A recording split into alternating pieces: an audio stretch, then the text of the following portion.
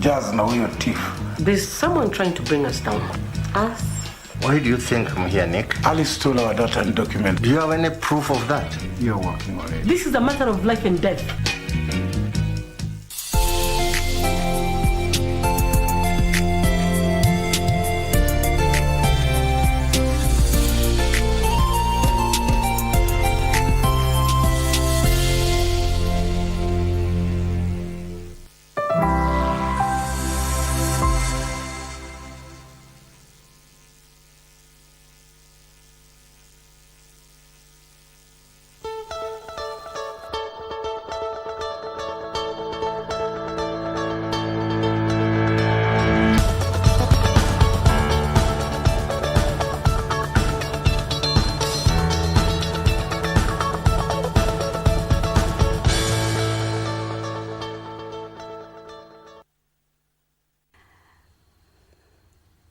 Glad you could join us this morning. It's the 27th of July, 2023.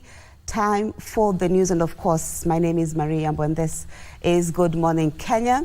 Among the stories we'll be keeping tabs on this morning is that Kenya is set to commission the first ever stem cell and regenerative medicine laboratory in sub-Saharan Africa at the Kenya Medical Research Institute, KEMRI. Now, this means that Kenyans will not have to travel out of the country, to seek medical attention and all that. So that will be coming up sometime in the morning, and we'll be able to bring you that news and more. And of course, this morning we will also be bringing you news about the Azimio la Umoja One Kenya Coalition is going to give a way forward in as far as the process are concerned. And also State House refutes that it snapped the arbitration talks initiated by Tanzanian President, that is Samia Suluhu Hassan. All that coming up in the news. And of course, today is on Thursday, which means it is Entertainment Thursday. Ram Maguko is here, and he'll be taking us through that. Ram, good morning. Good morning to you, and as you've rightly said, yes, it is Entertainment Thursday. Yes. And today we shall do it as we always do it right here on Good Morning Kenya. We shall be with different artists. Some known, some are rising stars. Well, today we shall be joined by one, Janet Otieno. You know her, you've seen her, you've heard her, you love her. She'll be coming in through today. Janet Otieno shall be coming in. Salim will also be there. Rampage Gang, a crew shall be coming through. Also Mr. Sam, and that is PSALM. That is Mr. Sam shall be coming through today. These are just some of the artists that will be joining us today as we talk about matters concerning entertainment, music, gospel, and secular music right here on Good Morning Kenya. My name is Ram Maguko. It's a pleasure being with you today. We are coming to you live from the broadcasting house here in Nairobi, Kenya. Thank you for choosing KBC this 27th day of July, 2023. This is KBC Channel 1. I hand you over to Marie before we head over to matters concerning entertainment. Of course, thank you so much, Ram. All that coming up later, but first, let's get the news. Now, President William Ruto says Africa needs skilled, productive, and innovative workforce for improved returns. While in Tanzania, during the Heads of State Summit on Human Capital, President Ruto said the proposal would speed up economic growth in Africa and the wider continent. President William Ruto wants Africa to maximize its manpower to improve the regional economy besides addressing other challenges facing Africans. I would not entirely agree that we should keep everybody at home. I mean, we live in a global village. I mean, if there are opportunities in America and we have young people who can explore those opportunities, why not? Or in Europe, or in other places. That's fine with me. But they must not run away because we have failed to provide opportunity at home. And that is why I am saying we must be deliberate. We must be intentional about creating opportunities for young people in our economies. President Ruto said the sequence of development and unity policies in the region would position the continent as the global driver of a new industrial revolution. The problem we always have is that there is an assumption that somehow, after a young person gets out of school or college or with a university degree, they will somehow figure out some opportunity, or somehow the economy will create some jobs. I promise you, I have been in this space for a while now. Opportunities are deliberately created. Otherwise, they will not be there. President Ruto made the remarks Wednesday at the Julius Nyerere International Convention Center in Dar es Salaam during the Africa Heads of State Summit on Human Capital under the theme Accelerating Africa's Economic Growth, Boosting Youth Productivity by Improving Learning and Skills. The event was hosted by President of Tanzania, Samia Suluhu. Upande wa Tanzania tuna commit kuendelea kuwekeza kwa watoto na vijana ili kujenga taifa lililo bora, na commitment yetu haitaishia ndani ya taifa lakini hata kwenye program zetu za kikanda, regional programs. Tutahakikisha tunawekeza ili tusome kwa wengine na wengine wa nchi jirani wasome kwetu. The two-day summit sought to reactivate the timely investments in education and health to drive productivity, stimulate jobs creation, and unlock Africa's immense untapped economic potential.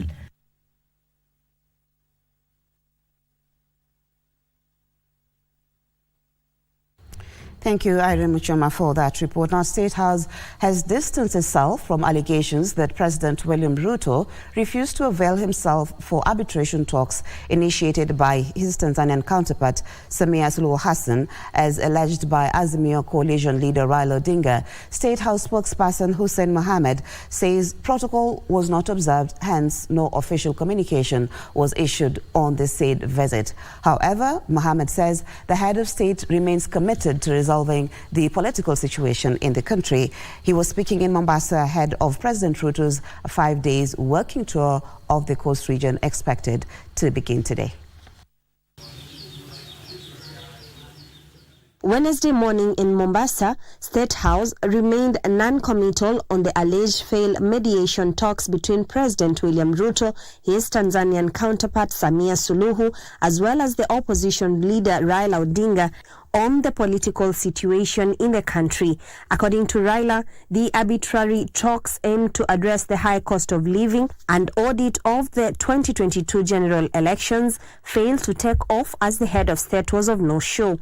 However, State House spokesperson Hussein Mohammed claims protocol was neither adhered to nor official communication issued on her visit. Kila rais ambaye anakuja Kenya, or any president who comes to meet the president of Kenya, there are established protocols na Ministry of Foreign Affairs. Okay? So they will communicate and they will handle all the protocol, and of course we will know that a president or a visiting head of state or president has come to meet the president of the republic. Of course, that is not to say a president can come to a country or cannot come to a country for holiday or whatever. But for all the presidents that have come to meet the president of the Republic of Kenya, it has been documented. Aliyesema alikuwa hapa, I think that is the best person to address that question to. Mohammed, however, insists the president remains committed to have a sit-down with the opposition chief, as stated on Tuesday night in a tweet. He said he's off to Tanzania, and as always, he has before been ready, and is always ready to have a discussion with him. And of course anyone else. That he has said several times. The State House press chief further defended the government on allegations of police brutality, saying the independent body was acting as mandated by law. We respect the independence of the police and all the other institutions. Meanwhile, President William Ruto is expected to begin a 5-day working tour of the coast region on Thursday. The tour, that will commence in Lamu County before moving to Mombasa County on Saturday, will address matters touching on food security, maritime affairs, the blue economy, as well as the social welfare of the people. During the tour, he will inaugurate, commission, and inspect different and several government projects that directly impact the ordinary Kenyan, aligning with the government's bottom-up economic transformation agenda, which of course prioritizes economic transformation from the bottom up. Juni Karisambele from Mombasa County. Thank you, Janae Karisa. Now, Azimio la Umoja One Kenya Coalition says it will announce its next course of action on Friday.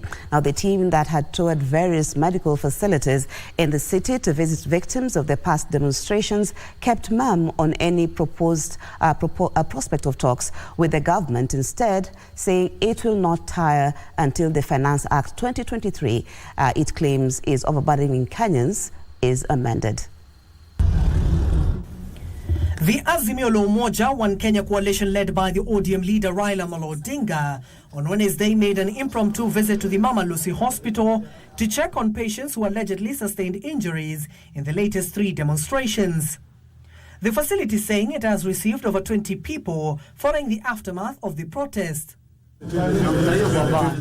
Shortly afterwards, the convoy of Azimio leaders made its way to the Kenyatta National Hospital on the same mission. Finally, the leaders toured the city mortuary and later converged at the Jaramogi Oginga Odinga Foundation, where they lit a candle to remember the people who lost their lives during and after the protests.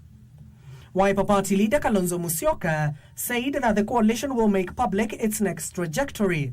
On Friday, we shall also announce the next steps forward with our anti-tax protests. Let's make no mistake. Kenyans are still hurting. Kalonzo taking issue with how security officers handle the protesters. We will pray for our police to know that the people they brutalize, maim and kill are indeed their brothers, their sisters and fellow citizens. However, former Machakos Senator Johnson Muthama has watered down Azimio's latest ploy, terming the demonstration as an economic sabotage. But we are saying, come on board, we will discuss. If not, we have a government in power. And I'm saying we have a government in power that was installed by Kenyans. They can go and wait for 2027. In Migori, area Governor Ochilo Ayako led a team of locals in lighting candles as part of fidelity to the call of the coalition for a vigil. We are lighting these candles to keep that flame burning. It must continue burning for justice. It must continue burning for freedom. Similar events were witnessed in Mombasa, Kakamega and Kisii, with leaders calling on the country to remember those who allegedly lost their lives in the protests. Tunasema hivi, Mheshimiwa Raila Odinga, wewe ndio kinara wetu. Usisahau wale walikufa. Usisahau wale waliumia. Maandamano iko kwa katiba na sisi hatujaribu kitu ya mtu. So we have come to light the candles today, which we have done very peacefully.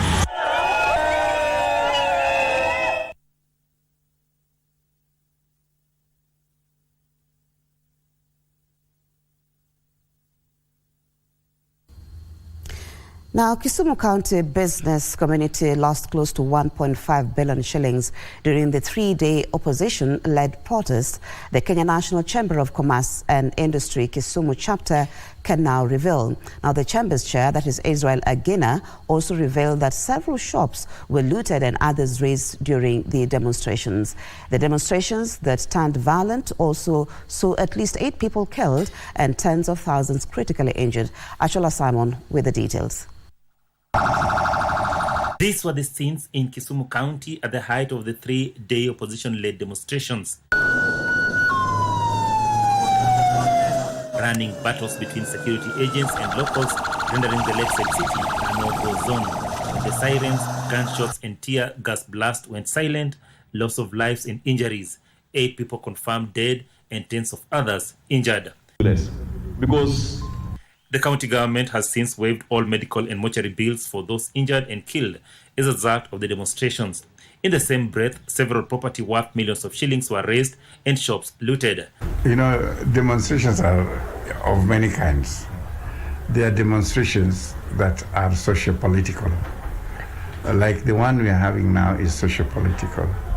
The one they had in France recently was similar. And France and Kenya are many years apart in terms of development. Kenya National Chambers of Commerce and Industry Kisumu Chapter Chair Israel Agina is now estimating the total loss to about 1.5 billion shillings just for closing businesses on the demonstration days, while the true scale of property destroyed or looted is yet to be established. We lost business for not just 3 days, but almost for a week. As you know, Kisumu is a corridor, a transport corridor, northern corridor, and a lot of cargo pass through Kisumu. Kisumu is also a consumer of goods from outside.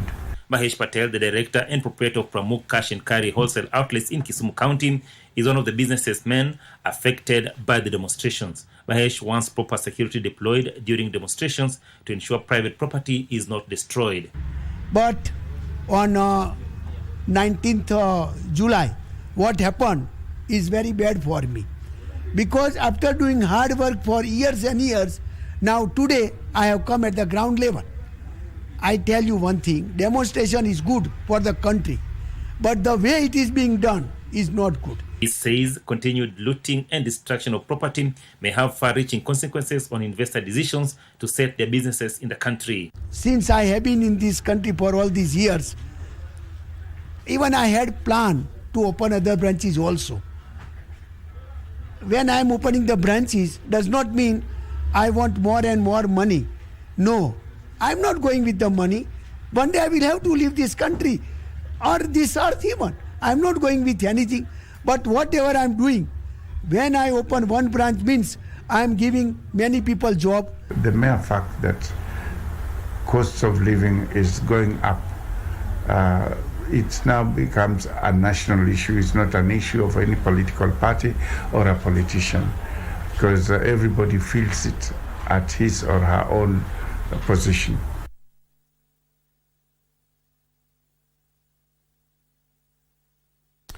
Thank you, Achala Simon, for that report. Now, senators have faulted a section of cabinet secretaries over what they term as constant snubbing of plenary sittings. The CSs are usually invited on Wednesdays for plenary sittings to answer questions raised by members. Now, while regretting that it has become a trend for some cabinet secretaries to present last-minute apology letters, thereby disrupting the business of the House, senators call for surcharging of CSs who fail to appear before it to avoid similar trends in the near future. Labour, Health and Foreign Affairs cabinet secretaries were a no-show with some saying that they had accompanied the head of state to an official visit in Tanzania. Right to this House, Mr. Speaker, barely 12 hours before our sitting to tell us that you're not appearing because you're globetrotting, Mr. Speaker. That cannot be taken kindly, Mr. Speaker. And therefore, even as you direct the Secretariat, Mr. Speaker, to write to these two CSs, you must express the displeasure of this House to them, Mr. Speaker. This is totally unacceptable. It needs to be firm. It needs to be decisive. They need to be put in the know, Mr. Speaker, to know that this House did not take kind to their appearance. I would request that in all matters that the Senate does not defer to the executive. Otherwise, they feel we are a footnote in all their business, and therefore our business can wait, and they can on short notice tell us that we can hold on because they have more important business to do as the executive. Mr. Speaker, it has been suggested that the CS be surcharged. Just need now to penalize them and let them feel the consequences. Otherwise, we are dissatisfied on what they are doing and the kind of notices they give us the last minute. My request to the chair would be use your position so that it does not become very frustrating and very demotivating for us, especially in the committees that we share, that we are at times even seen by some members of our committee like we are shielding the executive. We are not, Mr. Speaker. Wa Treasury, tumemwita amekosa kuja kwa committee 5 times. Na kila wakati anasema ana shughuli. Hiyo shughuli yako nayo kubwa kuliko kuserve wananchi wa Kenya ni gani? Na sasa nilikuwa nafikiri ni kwa committees tu peke yake. Sasa hata mbele yako Bwana Speaker wanaleta tu huu msaa. hii iwe ni funzo kwa wale wengine, hawa wachukuliwa hatua kali kabisa. The President has clearly stated in this country that the ministers should appear before Parliament. These ministers should know that they're not appearing before us as individuals. They are appearing before us because our key and first mandate in this country is what we call representation.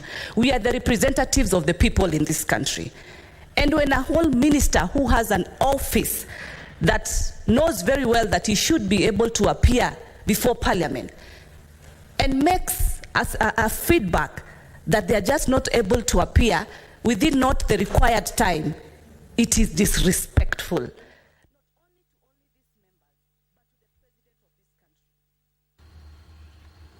Gladys Bongai reporting.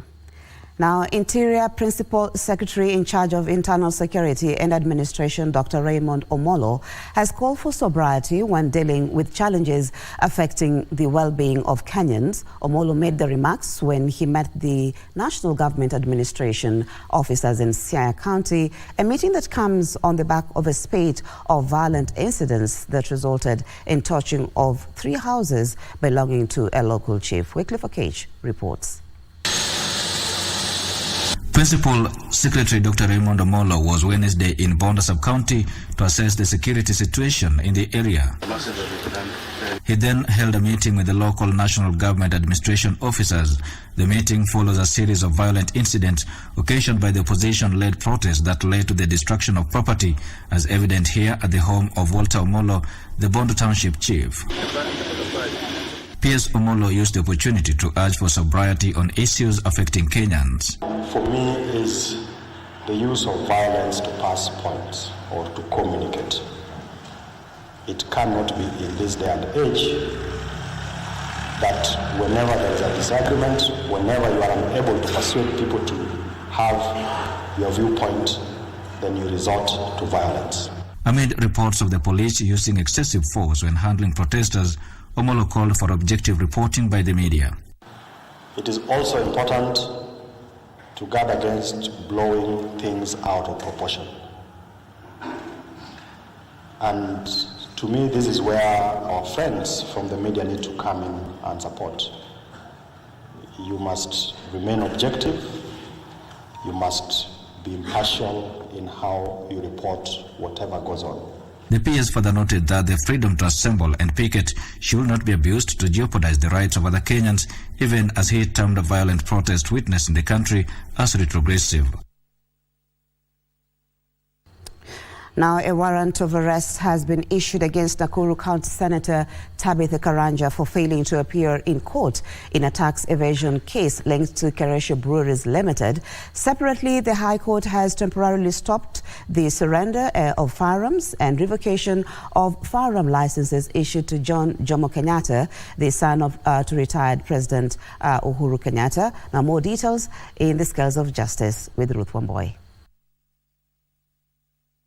In a certificate of urgency filed through his lawyer, Senior Counsel Ngatia, John Jomo Kenyatta sought to have the Firearm Licensing Board and the Attorney General stopped from revoking his firearm licenses and the surrender of his firearm without the due process. Issuing the orders, the court temporarily stopped the surrender of his firearms and licenses pending the hearing of the matter, set for the 27th of September 2023. Additionally, the court ordered that he serves the parties within 7 days, after which the respondents will have 7 days to file a response. Separately, Nakuru County Senator Tabitha Karanja is facing arraignment after a warrant of arrest was issued by Senior Principal Magistrate Esther Kimilu.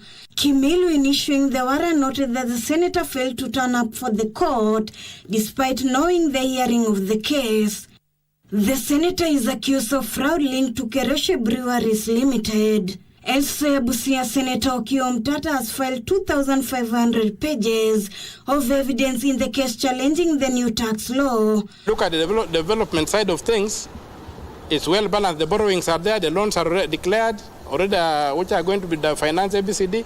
So there's no deficit in the budget. So the question is, if through taxation we are raising enough money to pay our current expenditure and part of our development expenditure, why are we going onto the domestic market to borrow money that we don't need and pay heavy interest on that money. Umtata says they are yet to receive summons from the 3-judge bench to allocate the hearing dates of the case. I use Uganda because I come from Busia. Was 36 shillings. 2 days ago, I made a transaction on the board and the exchange rate was 20 shillings. So if the economy is bad all over the world, why is the Ugandan economy appreciating against ours? And Uganda is a very tiny economy. Why is it appreciating against ours? So things are not well, and we need to have an honest discussion. The ECO suspended the implementation of the Finance Act 2023 on June 29, 2023. That story by Ruth Wamboi brings us to our first break of the bulletin. We'll be back with much more, including business and sports.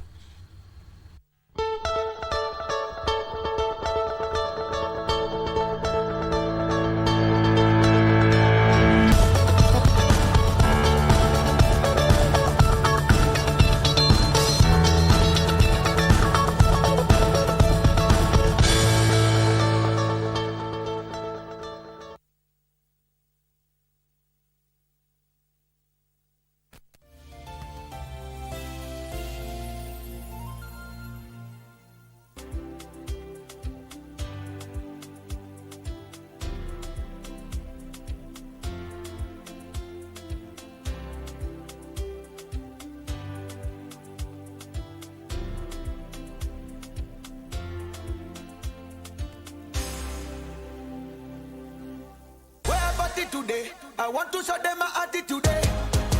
Ya bwana, ni chuo kikuu cha burudani, mashavu. Nyumbani kaume. Burudani. Twende tukacheze bango. Mama it takes two to tango. Na interview kali kutoka Pwani. Nakucheza nawe. Baby nimechizi nawe. Na ukitaka tuiwashe leo.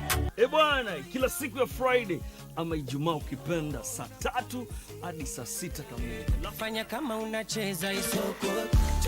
Kumbuka hashtag Masha.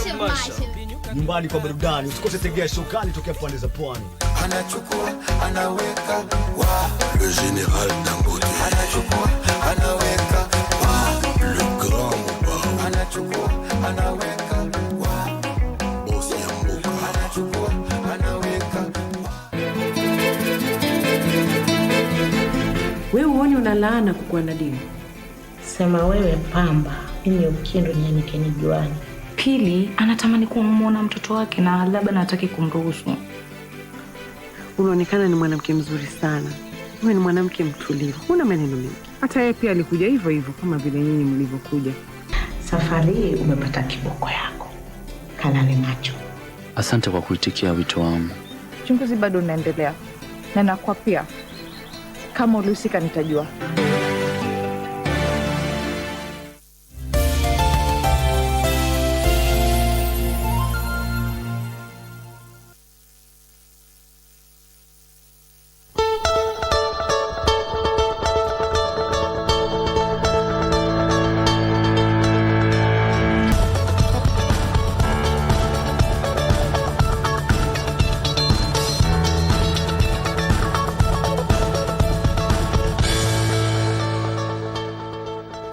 Thank you for staying with us. Now we go to the counties where the spouse of the Deputy President, Pastor Dorcas Rigathi, held a series of meetings with the senior officials of international organizations in Italy to explore areas of collaboration in the empowerment of the youth in Kenya.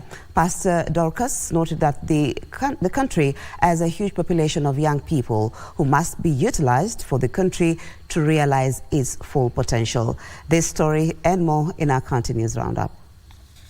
Pastor Dorcas expressed concern over the staggering 60% of the Kenyan youth who remain underutilized in contributing towards the country's economy. Food security and mitigation must be done early enough so that we successfully finance the youth so that they can enter this space. In Busia, cases of stunted growth among children in Busia County have reduced drastically, making it one of the counties making steady improvements in combating the health challenge. 20% to 15%. Hiyo ndio ilikuwa, sasa tulikuwa 20%, sasa tuko at 15%. So tumeimprove kabisa like 7%, which is very good. Na pia mambo ya underweight pia tumeimprove from 9.3 to 6.1. In Kilifi County, narcotic drugs worth 25 million shillings were destroyed after a ruling by the Malindi Law Courts. Mimi ningeomba waachane na hivi vitu kwa sababu hivi vitu imetuharibia jamii, imeharibu watoto wetu. Kwa hivyo tunataka kuonyesha hadharani ya kwamba koti inatia bidii kuonyesha ya kwamba tunamaliza ulaguzi wa dawa ya kulevya na pia utumiaji wa madawa ya kulevya.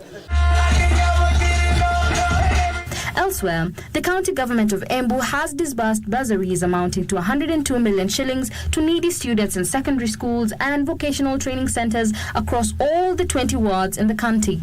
We are hoping this coming years tutaongeza hiyo bursary ikiwa kiwango ambayo tunaweza saidia wengine na wengine. Finally, AIC Nyayo Girls High School is grappling with a severe water shortage that is putting the lives of students at risk, with the girls' sanitation and hygiene highly undermined by the situation. We look forward to being assisted, we look forward to being supported, and I call to all stakeholders, I call to friends, I call the whole of the nation. Let's look at business now, where the National Assembly has kicked off the consultation process aimed at capturing stakeholders' comments on the proposed Food and Feed Safety Control Bill 2023. Now, the government-sponsored bill seeks to ensure food is safely produced, distributed, processed, marketed and prepared for human consumption. Stakeholders in the food value chain are proposing harmonization of international and local food safety standards to help Kenyan produce access the international market. The Kenyan food value chain is regulated by multiple players through a plethora of policies and regulations.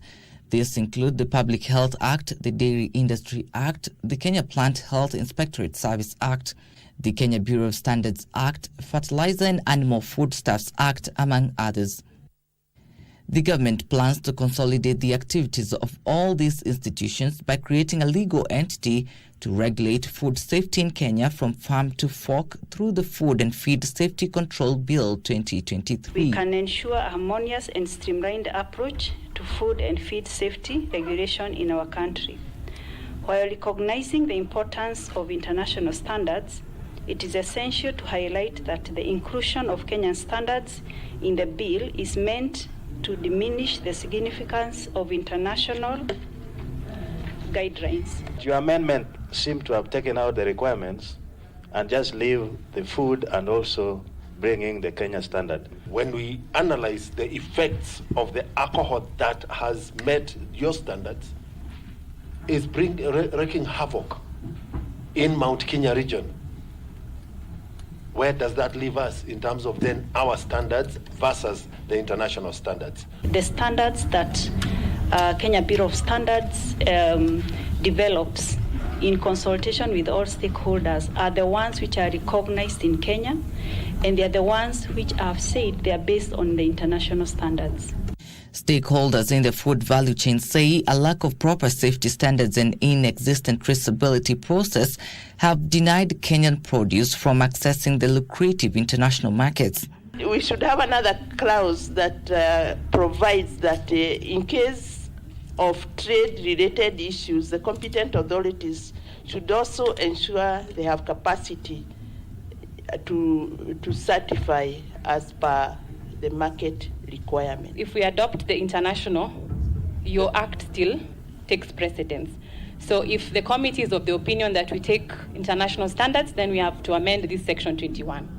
But we must enforce them to adhere to the international standards for purposes of competitiveness and even for safety of the production that we make here. We should also have our interests as a country at heart, so that then we'll be able to produce standards that will help us. The bill also seeks to establish the Office of the Food Safety Controller, which will be tasked with overseeing and coordinating the efforts of various governmental bodies responsible for food and feed safety. The controller should assess the mechanisms, procedures, systems, set rules that are put in place by the competent authorities and not their activities as proposed, e.g. conducting of inspection. Thank you, Trevor Ngendo, for that report. Now, the government has commenced a public awareness campaign to help in the realization of the bottom-up economic transformation agenda. Principal Secretary for Parliamentary Affairs, Aurelia Rono, says this will offer a platform for open dialogue, allowing citizens to be engaged and participate in the government's legislative agenda. The government had identified various strategies aimed at revitalizing Kenya's economy through the bottom-up economic transformation agenda. However, an efficient, cohesive and coordinated legislative process is key to the actualization of the development priorities. The State Department of Parliamentary Affairs in the Office of the Prime Cabinet Secretary has commenced a series of roundtables with the different ministries in a bid to offer a platform for open dialogue, allowing citizens to be actively engaged in the government legislative agenda. Principal Secretary in the State Department for Parliamentary Affairs, Aurelia Rono, says there is a need to harmonize efforts and resources in addressing the challenges facing the implementation of bottom-up economic transformation agenda goals. May I report that we have been deliberate in ensuring that the OPCS panel is supported by partner offices from government. It has representatives from the Office of the President, the Office of the Deputy President, National Treasury, the Office of the Attorney General, the Kenya Law Reform, and KIPRA. The PS further called for concerted efforts within government agencies for the effective realization of development goals. Trying to fine-tune our agenda, especially the better agenda, and look at possible ways to execute our program in a more efficient manner. And we realized that even as we came into office, there were serious policy and legislative problems and issues which required attention.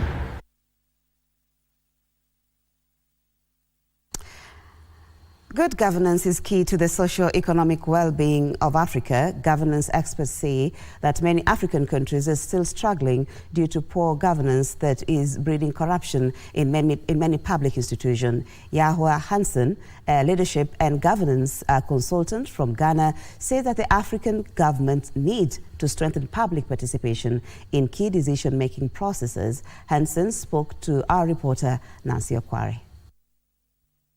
According to the Mo Ibrahim Index of African Governance, Kenya has improved its governance rating in the last 10 years, ranking number 13 in 2022.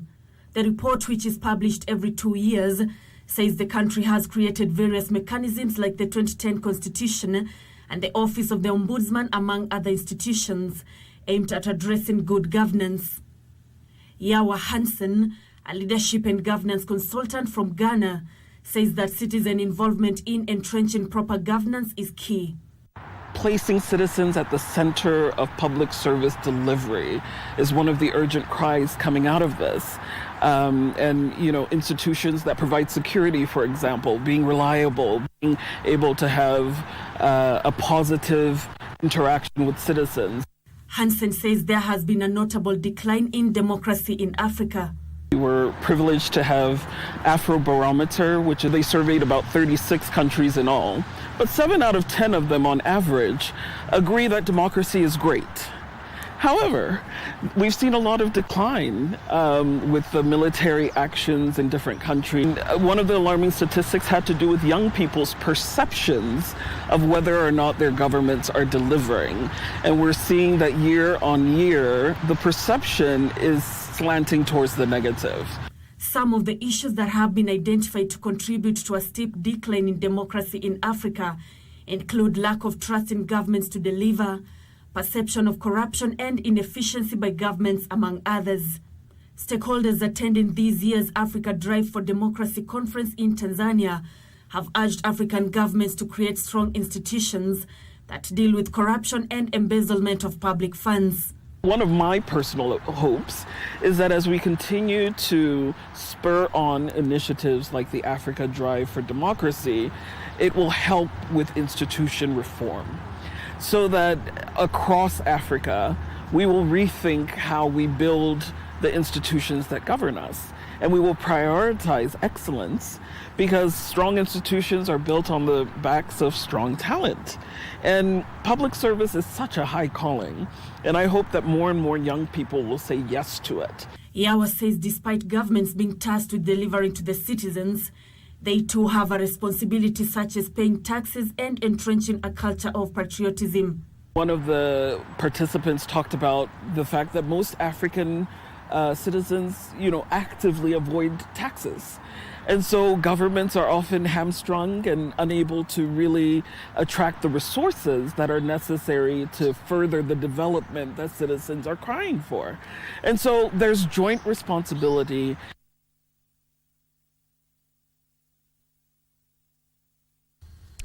National Treasury Cabinet Secretary Professor Njuguna Ndung'u says the middle class have a major role to play in economic transformation for African countries. According to Professor Ndung'u, the middle class are innovative and investors at the domestic level whose spending drives economic growth.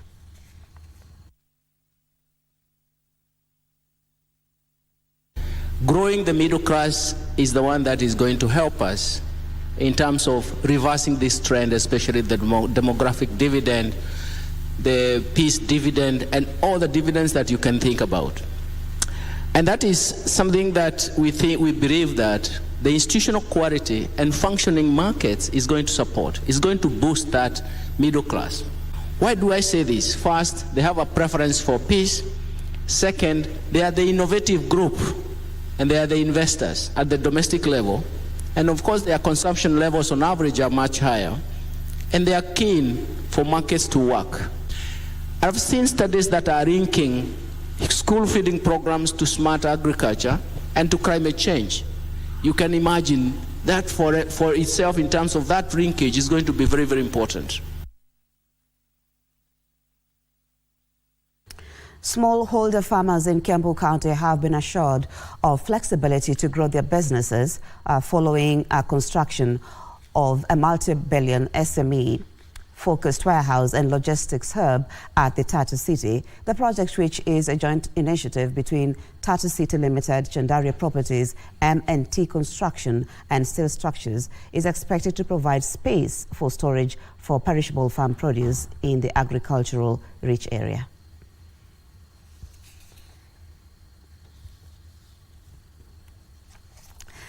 Let's head to sports now, where Sports Cabinet Secretary Ababu Namwamba has reiterated the government's support towards East Africa's joint bid for the 2027 Africa Cup of Nations. The CS made the remarks while welcoming a delegation of inspectors from the Confederation of African Football CAF, who kicked off a two-day inspection tour to assess Kenya's readiness to host the 2027 Africa Cup of Nations.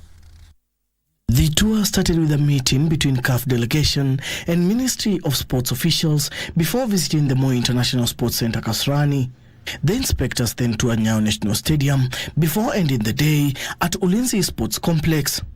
Sports Cabinet Secretary Ababu Namwamba is optimistic Kenya will meet the Confederation of African Football standards and get the nod to host the biggest African football showpiece. The money we have spent constructing all sorts of little things all over the place. You have a little stadium here, a little stadium here. That money should have been pooled, ideally, to first of all upgrade the facilities we have. Honestly, if you intend to continue living in your house, you fix the leaking roof before you build another structure. The CAF delegation will Thursday inspect the Kipchoge Keino Stadium, University of Eldoret grounds, Eldoret Referral Hospital, before ending the two-day tour with the inspection at the Jomo Kenyatta International Airport. You know, it is shameful that today Kenya does not have a single stadium that meets the basic CAF requirements. So even AFCON aside, we need to elevate our facilities to a level where our teams can play in the right environment. Kenya in May submitted her bid to host the biggest African football showpiece in conjunction with Uganda and Tanzania, dubbed East African Pamoja. For me, nataka tukue ready. Ingine siasa itafanya tofauti, lakini si tukue ready. That's for me. We are competing with big nations. Wametoka Algeria, wametoka Senegal, wakakuja hapa, wanaenda Botswana, wanaenda Nigeria after that. Si tukue ready. Botswana is also on the race to host the tournament, as well as Algeria and Egypt.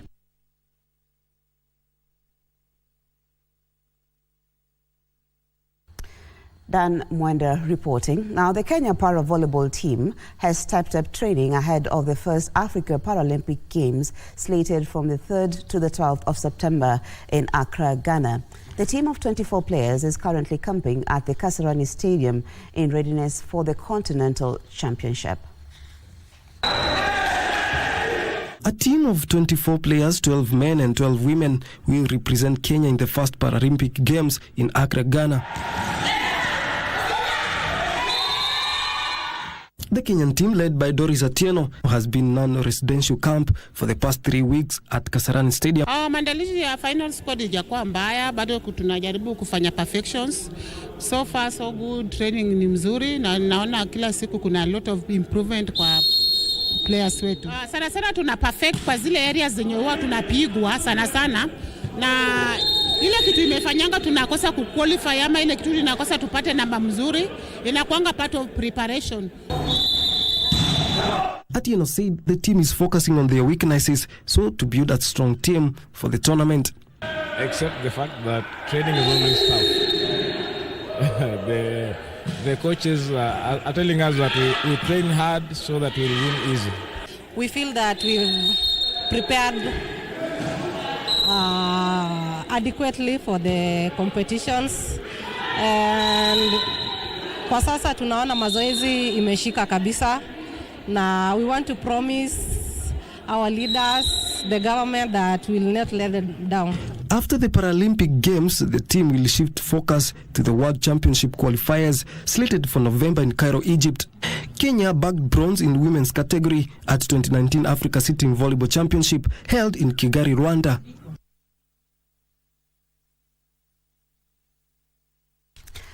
That story brings us to the end of the news this morning. Much appreciation for your time. Stay with us if you can. We're not yet done with Good Morning Kenya. Ram Aguko is on standby after this break, and he'll be bringing you all, in as far as Entertainment Thursday is concerned. Artists are already in studio. We hope to see you again next week, God willing.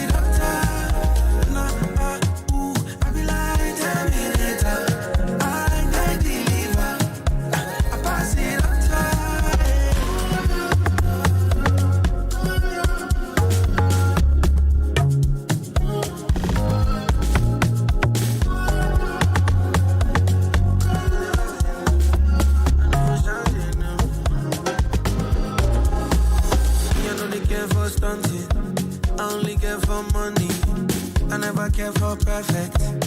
As long as I'm happy, you see me, I know for certain.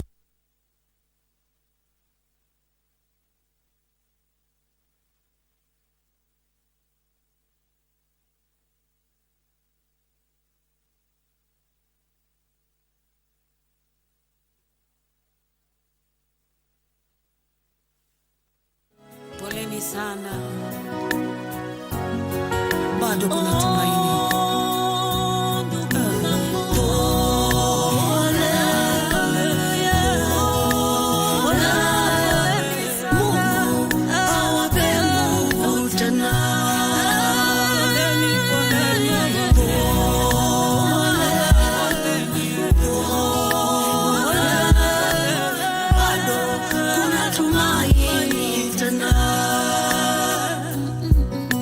Ingawa mengi mmeyapitia, tena magumu kusimulia, lakini bado kuna tumaini tena. Vita, magonjwa mmepitia, wengine kutengwa na kutelekezwa, bado kuna tumaini tena. Mungu mbinguni amesikia kilio chenu, amesikia. Nasema mtakumbukwa tena. Wengine kwenu vita haviishi, magonjwa mengi hayaishi, lakini bado kuna tumaini tena.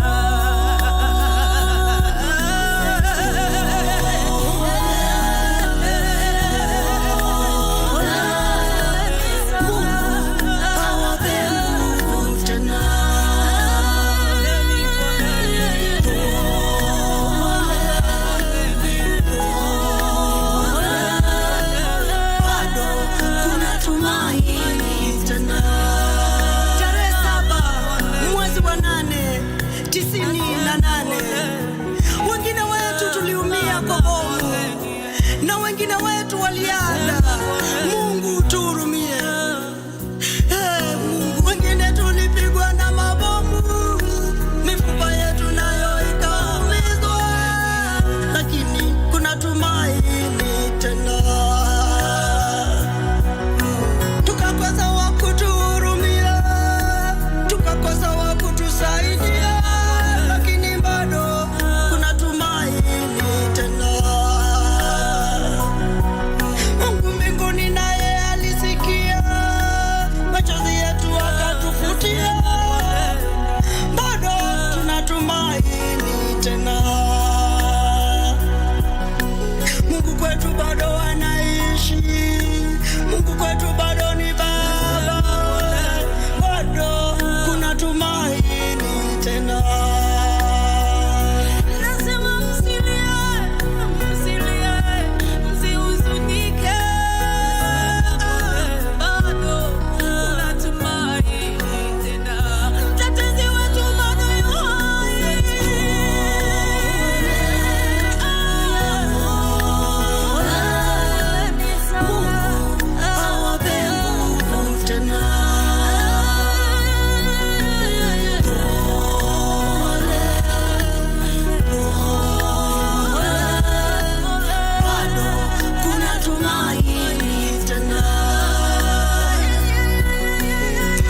Baba Mungu, sikia kilio chetu, tuhurumie Baba.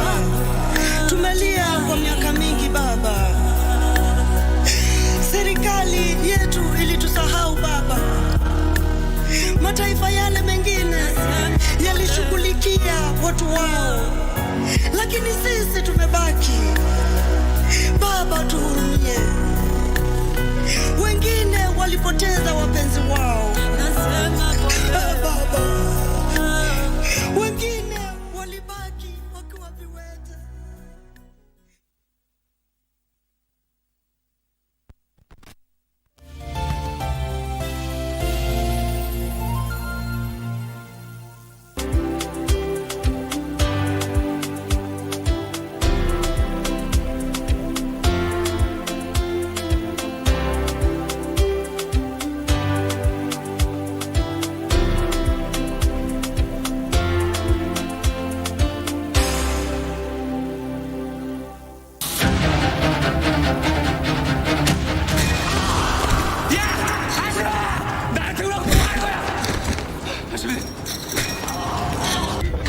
잠시만요.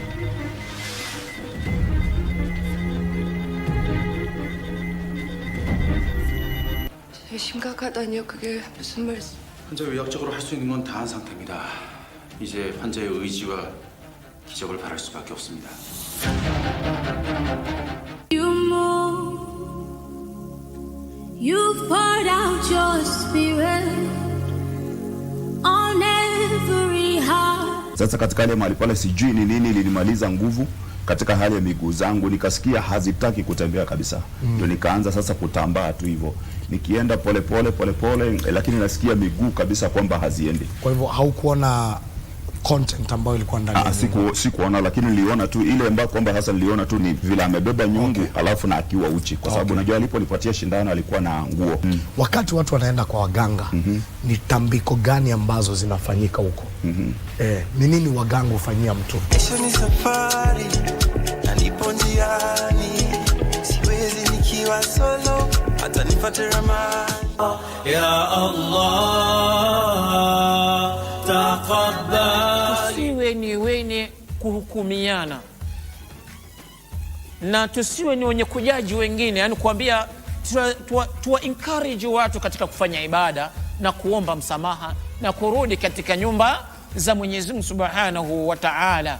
Na vile vile pia mja anaweza kutekeleza vitendo vyema sana mpaka akawa karibu sana na janna, lakini akatenda kiovu kimoja ambacho kinampelekea kupata adhabu ya Allah Subhanahu wa Ta'ala na kuingia katika jahannam.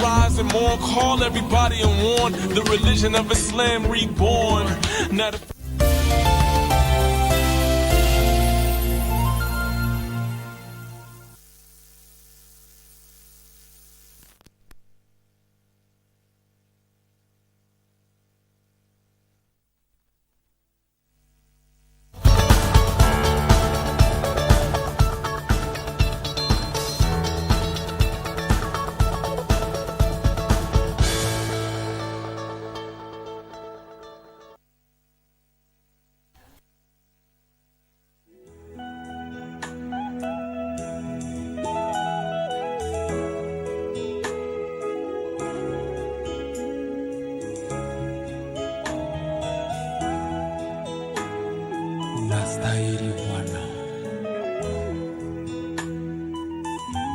unastahili sifa zote Mfalme.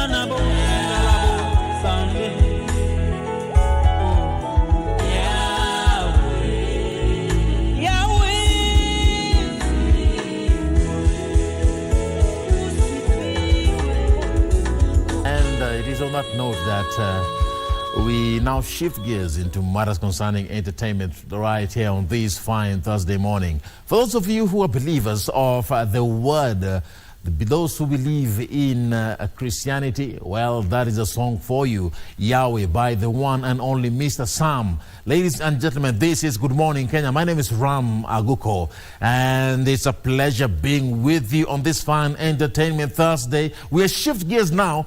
That particular artist, Mr. Sam, the singer of that song, is here in studio. To my far left, ladies and gentlemen, introducing Mr. Sam. Karibu sana. Asante sana. And it is a PSALM. Si Sam ya SAM, sindio? Ndio hiyo sasa. Karibu sana, my brother. Asante, nashukuru. And also joining me in the studio again is none other than Susan Murunga, also an artist, joining us today. Karibu sana, Susan. Asante. Nashukuru sana. Thank you. How are you feeling today?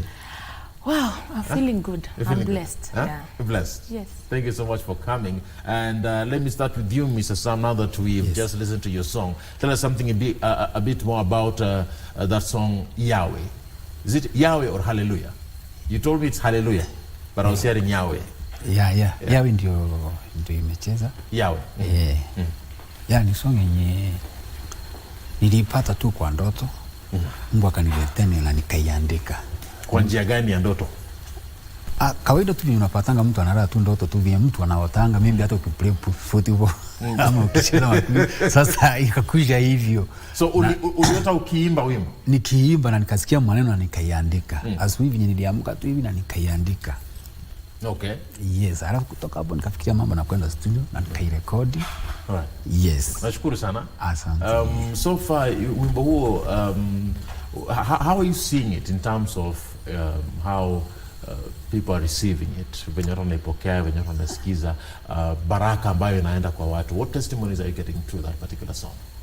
Yeah, kutokana na huo wimbo hata kuna mahali kwa nimeenda nika minister na hiyo wimbo, and some people they give their life to Jesus. Na ninashukuru Mungu. Kupokelewa imepokelewa vizuri, inabariki wengi, napatanga testimony kutoka kwa watu wakiniambia ni wimbo yenye inawabariki, na ninashukuru Mungu. Yes. Susan, wewe unatunga wimbo vipi? Watu wengi wanatunga wimbo kwa njia tofauti. Wengine wanasema ni ndoto kama Mr. Sam. Hiyo ikuja kwa ndoto hivyo. Hiyo ni kwa ndoto. Hiyo, yeah. Yako ulipata kutunga kwa njia gani? Experience of life. The experience of life. Yes. So you sat down and wrote your music. Yeah. All right. Yes. Tell me about this experience. This experience. Like my first song, Karibu na Wewe, it was not an easy journey. I was almost giving up. On what? I had lost my job. Nimefungiwa hao. Vitu zimetupwa kwa choo. At the same time, my mom is sick. My brother hayuko shule. So all those things, being a born-again Christian, I was giving up, totally giving up. Vitu zimetupwa kwa choo? Yes. Choo? Yes. Nasema pit latrine? Pit latrine. Hiyo ni uchawi ya mani. Yeah. Choo? Kwa nini mbona mtu atupe vitu vyako kwa choo? Nilikuwa na areas and sikukuwa karibu. So I think that was the best way that landlord could do. Alitupa nini? Vitu, niseme vitu za nyumba zote. Ndani ya choo? Aha. No lipe rent? I think so. Yani ile ni kukufukuza. Na sasa hauyuko, hiyo ni kila kitu sasa imepotea, utapata. Unajua sasa hizi, many Kenyans are struggling financially. Pesa hakuna, pesa kununua vitu hakuna. Bei pia ya kununua vitu ni ghali. Yes. You know, it's expensive trying to live in the country right now. Yeah. And paying rent is a problem. There are those who are watching us today and they have not paid rent. Very true. Yeah? Yes. You've been in that position. Yeah. So ni nini iliku encourage ukaendelea kusema ya kwamba let me not give up? You wanted to give up. I wanted to, by the way, I was on that age of giving up. But in everything, everything happens with a reason. Yes. And something ilinipa ujasiri is that God is using this for me to be a testimony to somebody else not to give up. So I continue pushing on na nikafanya Karibu na Wewe. Ukafanya Karibu na Wewe. Yes. Hebu tupatie tu, you know, guzia tu kidogo. Chorus ama stanza ya hiyo wimbo Karibu na Wewe. Maisha yangu yote ni kukaribie karibu zaidi Mungu wangu. Wow, getting closer to God. Yeah. There's a verse in the Bible that says, as the deer panthers for water. Yes. So does my soul pant for you. Yes. I long for you. I long for Natamani you. niko karibu na Yesu. Yes. Mr. Sam. Yes. Wewe pia hebu tupate ushuhuda yako. Unajua nimeona ndio wimbo wasanii siku hizo wanatunga. Na at the same time there are challenges. I have seen many artists go to social media to seek aid, wakiomba msaada, asking for Kenyans to help them. What are those challenges that you faced in this particular gospel industry that maybe you can share with us this morning? Challenges zenye unapata tunapitia sana kama wasanii wa nyimbo za Injili ni zazigi unapata uko na uwezo wa kutunga nyimbo ama Mungu amekuwezesha kutunga nyimbo na kuziandika, umeandika, lakini unapata sasa zingine hata huna fedha ya kwenda studio kurekodi, ama maybe umesaidika kwa njia fulani ukapata umerekodi wimbo, lakini inafika hata unapata hata pesa ya kufanya nao video pia haipatikani. So unapata umekwama tu na ngoma zako hapo, umeandika nyimbo nzuri, Mungu amekusaidia, lakini unapata hauna fedha. So ni challenge kali zangu unapata wasanii wanapitia. Yeah. If tukiangalia that aspect of finances, kutafuta fedha, uende studio, utengeneze ngoma yako, ufanye kazi na producer, iwe ni audio, pesa inatumika, video, pesa inatumika, na pia huku pia kuna maslahi pia lazima uangalie, maneno nyumbani pia lazima uangalie. And how do you manage to win regardless of these challenges of finances? Because saa zingine producer pia anaweza toroka na nyumba. Producer anaweza kataa na huyo. Ni ukweli, kwa sababu unapata kama mimi nilikuwa 2017 nilikuwa nimetunga wimbo wangu na nikamaliza audio, nikapanga sasa kwenda kufanya video. Na sasa vyenye ilifika pale kwa yule mwenye alikuwa ananifanyia video, akanifanyia ile kitu. Unaona sasa? Akanifanyia ile kitu. Sasa ile unaenda mnasikizana na kwambia nitakufanyia hivi, anakuambia ni pesa hii.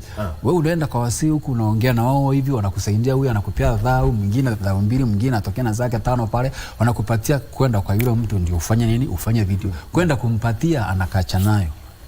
Hiyo pesa anaenda nayo, ama akikufanyia na kufanyia kitu kingine hata hakuna mahali inaweza ikaenda. Sasa anapata na pesa. Inaenda hivyo na hakuna mahali utampeleka. Na ukimtafuta na simu, hata utaenda kwa studio kwake atakwambia hivi leo, hivi kesho, hivyo. Sasa inakuwa ni kila siku ni hivyo. Baadaye unapata sasa unaachana nayo. Naona ni challenge. Ni challenge. Umepitia changamoto kali? Producer anatoroka na pesa yako? For ladies, it's so hard. Yes. One, una pass through rejection. Ama saa zingine some of producers wengine wanataka ulale nao kwanza ndio wako produce wimbo yako. My goodness. Yes. Ni kama many ladies are going through this. And ladies and gentlemen, we are talking about this. Why are we mentioning this? So that even when you are a rising star, unataka kuwa mwimbaji kama hawa, ujue kwamba changamoto zipo mingi tena zaidi.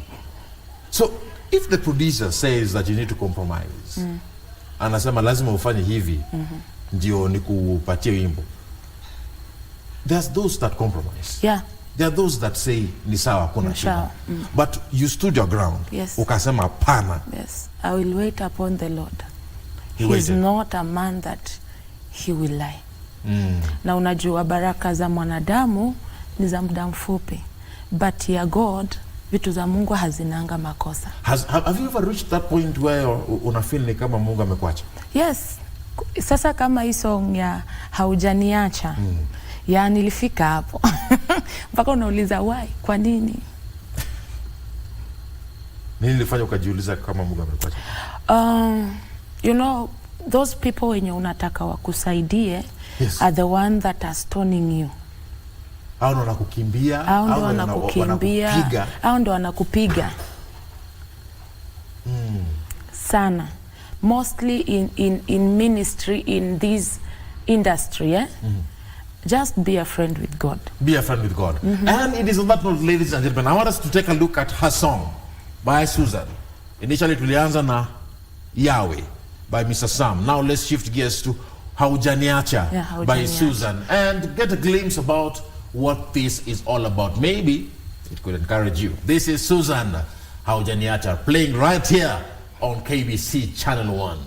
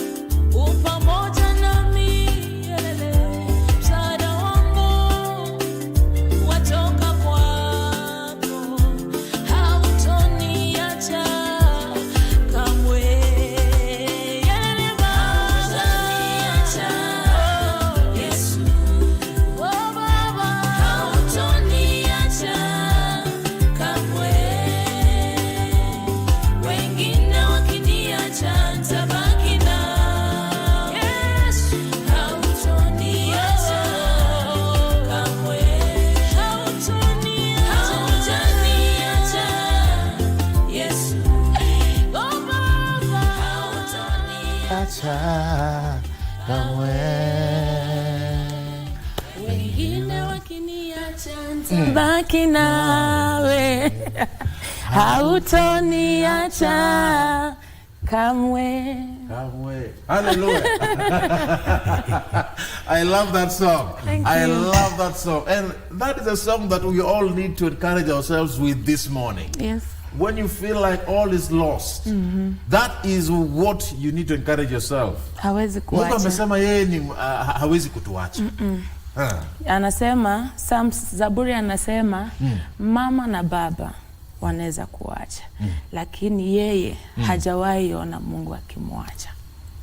Wow. Everyone, msaada wao ni wa muda tu. Mr. Sam. Yes. Umesikia wimbo wake? Nimeisikia. Unasema vipi? Mungu kuacha watu inawezekana? Haiwezekani. Haiwezekani. Have you ever been in that position where you feel like, God, where are you? Where are you, God? There was a time nilikuwa mgonjwa sana, karibu niende. Nilikuwa, unaona height yangu? Nilikuwa na 35 kg. 35 kgs? 35 kg. Wait, 35? Yes, 35. Nilikuwa nimegonja katimbi. Ikani ravage. 35 kg nilipelekwa tu hospitali St. Mary's pale Lang'ata. Daktari kuniona tu hivi akasema huyu kwanza apimwe HIV, kwanza test afanyiwe hiyo kwa kuniona tu. HIV kwanza? Yes, kabla hata muongee kitu kingine. Huyu afanyiwe test. Yes, vile tu nilikuwa 35 kg. Lakini Mungu hakuniacha. Hata kupigiwa simu tu, kuitika simu hivi ilikuwa, kuinua simu kuitika hivi ilikuwa ni shinda. Lakini Mungu hata nikiwa hivyo hakuniacha. Sasa vile nilikuwa naishi pale Nairobi, unapata wazazi wangu wakakuja wakaona huyu jamaa mahali amefika, akikufia Nairobi itakuwa ni gharama. So tuende tumconvince aende, in case kama anaenda, sababu vyenye anakaa hatuoni, wacha aende akufia nyumbani. Wakapanga usafiri. Nisafiri nipeleke, kama nikupona nipone nyumbani, kama nikukufa nikufie huko, ili kusikue na gharama huko. Nyumbani kwa wapi huko? Huko ni Meru sasa. Meru? Yeah. So my mama akakuja wakajaribu kuniconvince, lakini ndani yangu nilikuwa nahisi ya kwamba God ako na mimi. Na nikastand your ground kabisa ya kwamba huko siendi, because kama ningeagiri na my mom kwenda nyumbani, ingeenda hivyo. I don't know if there's anybody who has been in that position where you feel like death is coming. Unaona kifo? Yeah. Mimi nimekuwa kwa hiyo position. Kuna siku ninaona kifo na macho. Yes, hizo huo wakati unapata nalala, nikilala na hii side hivi nakuja na pinduo na yuko 35 kg na hii height yangu, sure. 35. Now look at yourself. Nashukuru Mungu. Mwili imerudi. Mwili ilirudi. That was 2008. Na God hakuniacha. So Mungu hawezi akakuacha. So when you look at all these challenges that you are facing and Mungu anakuinua bado, Mungu anakupeleka mbele bado. Yes. Ni nini hii ambayo inakuumiza kila saa unasema wacha bado nirudi studio, wacha bado niendelee kutunga wimbo, wacha bado niendelee ku release videos hizi mangoma? Nini nakufanya unasema okay, this is what motivates me as a person? Okay, unajua kwa Mungu you cannot outgive God. Unaona? So kwetu ama ndani yangu nahisi ya kwamba nini naweza nikafanyia Mungu sasa ili aone mimi. Hakuna kitu naweza nikafanya in qualify mimi hata Mungu kunibariki ama kunipatia chochote. Ama hata vile sasa unapata nilikuwa nimegonjeka, hakuna, there is no way ama kitu gani hiyo naweza nikafanya yani furahishe Mungu sasa upate ndio nimemfanya akupatia uhai. Hakuna kitu unaweza fanya Mungu akupende zaidi. Hakuna. So kama mimi na feel kama nimefanya makosa, Mungu ananichukia. Mungu hajaifika hiyo level. Mungu ako level yake peke yake. Vyenye sisi tunaangalia tofauti. Because unapata kama huo wakati naona nimefika mwisho na hakuna kitu kingine, hata after kunitoa kwa ile kitanda sasa mahali nilikuwa nimelala nikiwa nimewezwa kabisa, bado unaona ni nini unaweza ukapatia Mungu atisi hata umwambie asante hata yeye afurahi. Hakuna. Ni nini uwezi hata lipa? Ni nini unaweza lipa nayo Mungu sasa? Hakuna. Vitu ya dunia hii anasema dunia na vyote vilivyomo ni vyake, mpaka wewe mwenyewe. We are in his inheritance, you see. We belongs to him. Sisi ni wake. Yani hakuna kitu ila tu uenda tu mbele za Mungu mwambie tu God thanks. Hiyo tu ndiye anataka asante. Anataka tu asante. Hiyo tu ndiye anataka. Ni nini unaweza mpatia sasa? Mwili wako, even your soul belongs to him. Sasa ni mwanadamu, nini unaweza ukalinga nayo kwa Mungu? Hakuna. Hauna chochote, hakuna cha kuliingia.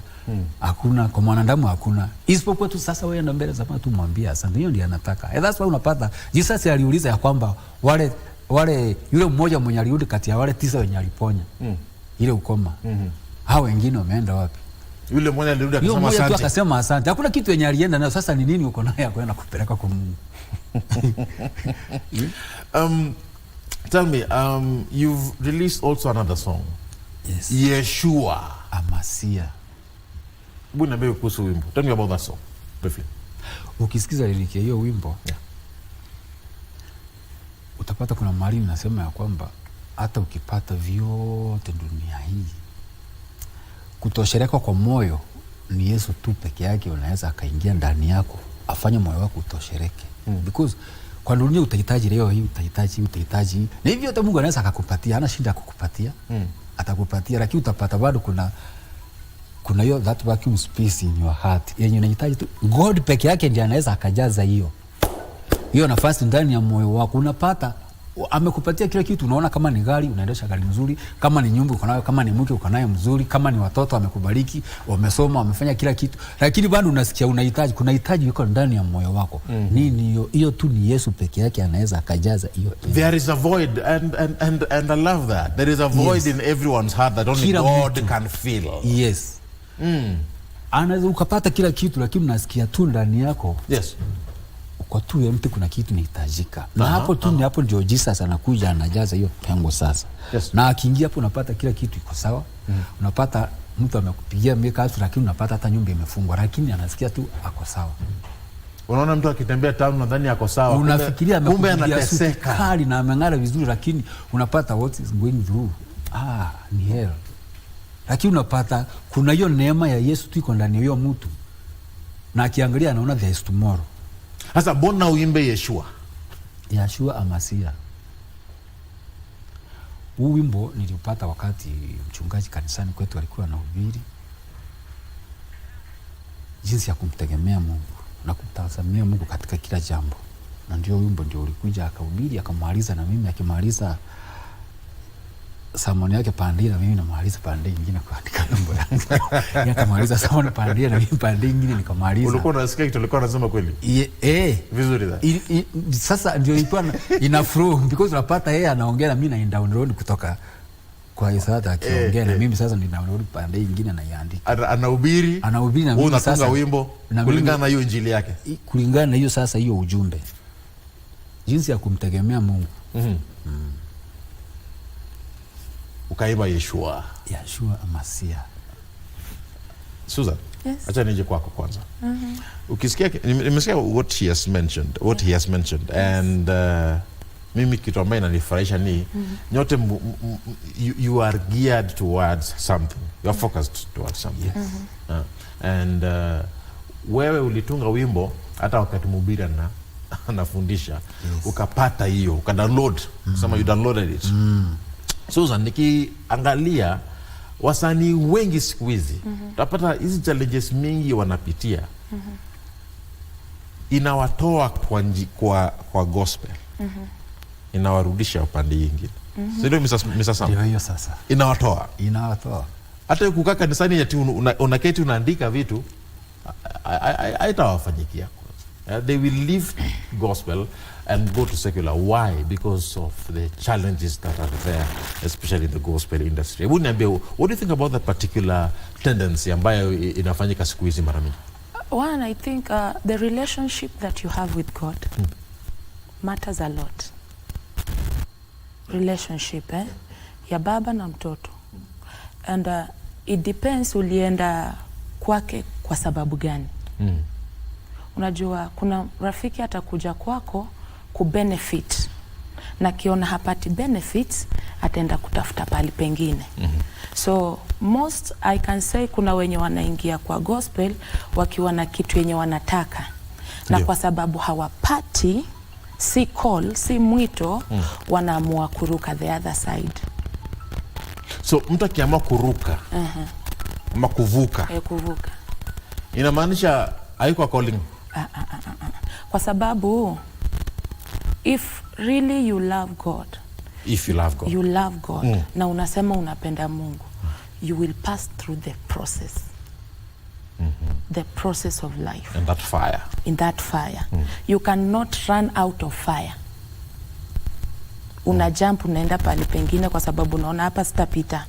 Pita hapo. And from there kuna testimony hapo mbele. But watu wengi wanataka vitu za haraka. Hawataki kupitia the process. Hiyo ndio watu siku hizi wanaogopa. Yeah. What do you think about that? You see, kama my sister yenye nasema ni kweli, kuna kupenda Mungu na kupenda vitu yenye Mungu ako navyo. So napenda. Kuna kupenda Mungu na kupenda vitu vya Mungu. Na kupenda vitu yenye ako navyo. Oh, vitu ako navyo. Yenye ako navyo. So you see, ilifika time kwa Peter, hata yeye akaenda kwa Jesus. Is a man like us. Akaenda kwa Jesus akamuuliza, okay, nataka uniambie yule mtu mwenye ameacha familia yake, akaacha watoto, akaacha kazi zake, akakufuata. Unajua sasa hiyo message pia sasa hiyo unasema iko na wasanii unapata wanaingia pandia alafu wanarudi, ilikuwa imeingia pia kwa Peter.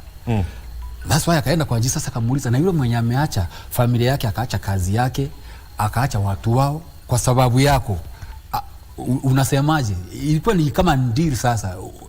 Naye sasa unasema nini kuhusu huyo mtu? Jesus akawaambia yule mwenye ameacha familia, akaacha kazi na watu wao kwa sababu yangu. Unaona, kwa sababu yake, si ya mambo ingine. Kwa sababu yangu nitafanyika. Kwa sababu yangu mwenye ameacha familia, akaacha kazi, kila kitu akaacha kwa sababu yake, akanifuata mimi. Akawaambia kuna uzima wa milele number 1, alafu hapa duniani ni mara 100. Let's take a break. Tutarudi. This is Good Morning Kenya. Keep it KBC. It is all about Entertainment Thursday. We're talking about the gospel industry, talking about the gospel music and the challenges our artists are facing. We'll be back in a bit. Keep it KBC Channel 1.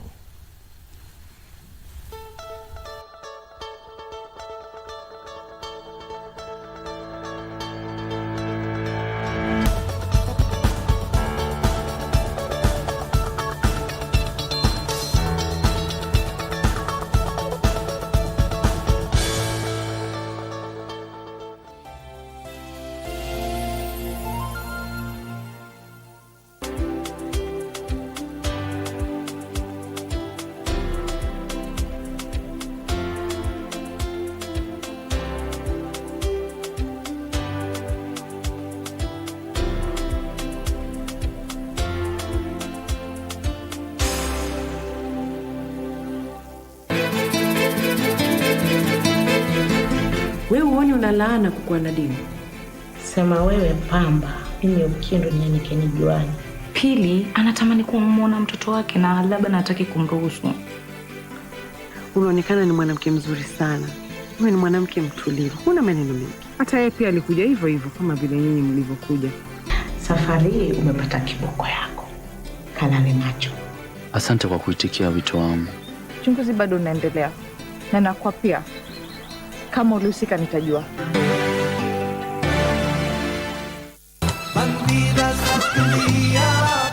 Look, I'm not going to allow you to make fun of me, Rodrigo. It isn't the right time for this, especially not now when I'm expecting your baby.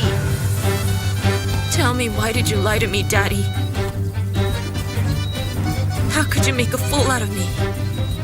I was thinking maybe we could see each other tomorrow. Are you free? Well, all right. I'll let you know. But who are you? I'm your worst nightmare. I'm the young boy they were talking about. Las Bandidas.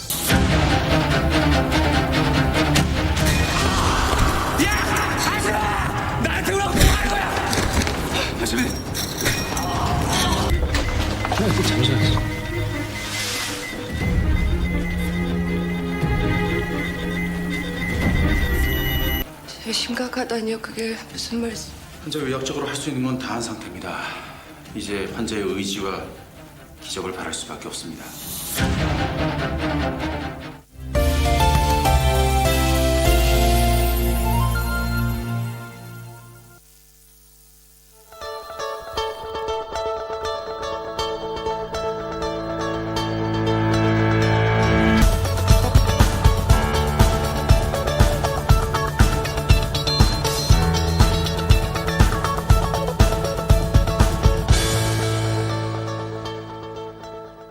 Yes, thank you so much for sticking with us. This is still Entertainment Thursday. My name is Ram Maguko.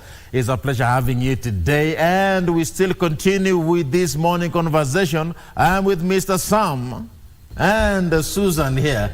Now, before we took that break, we were talking about how people like the things of God, but they don't like God himself. All right? And kama unaona kuna vitu zinaendelea vizuri, unasonga karibu na Mungu pole pole. Karibu na Mungu. Susan, yes. Kuna wimbo ambao umetunga inaitwa Karibu na Wewe. Unamaanisha nini kusema karibu na wewe? Tell me about this song. Karibu na wewe, ikuwe mbaya, ikuwe mzuri, nikuwe karibu na wewe. Nipate, nisipate, niendelee kukupenda tu. Yeah. Nisikupende kwa sababu umenipea, na wakati sina, haujanipa, venye nimeomba, nikuchukie. Kwa sababu, yeye bado ni Mungu tu. Upende, usipende. Yeah. Mr. Martin ananiambia kwa masikio ati, I guess amesema upende, usipende. Usipende. Yeye ni Mungu. Yeye ni Mungu. Yeah. And hiyo ni kama ahadi. Yeah. Umeka kati ya wewe na Mungu. Yes. Huh? Yes. I think all singers always make that covenant, Yeah. that nitakuwa karibu na wewe ni, you know, regardless. Yeah. In good times and in bad times. Yeah. All right. I want us to listen to that song. Karibu na wewe, right here, playing on Good Morning Kenya. Mr. Producer, twende kazi.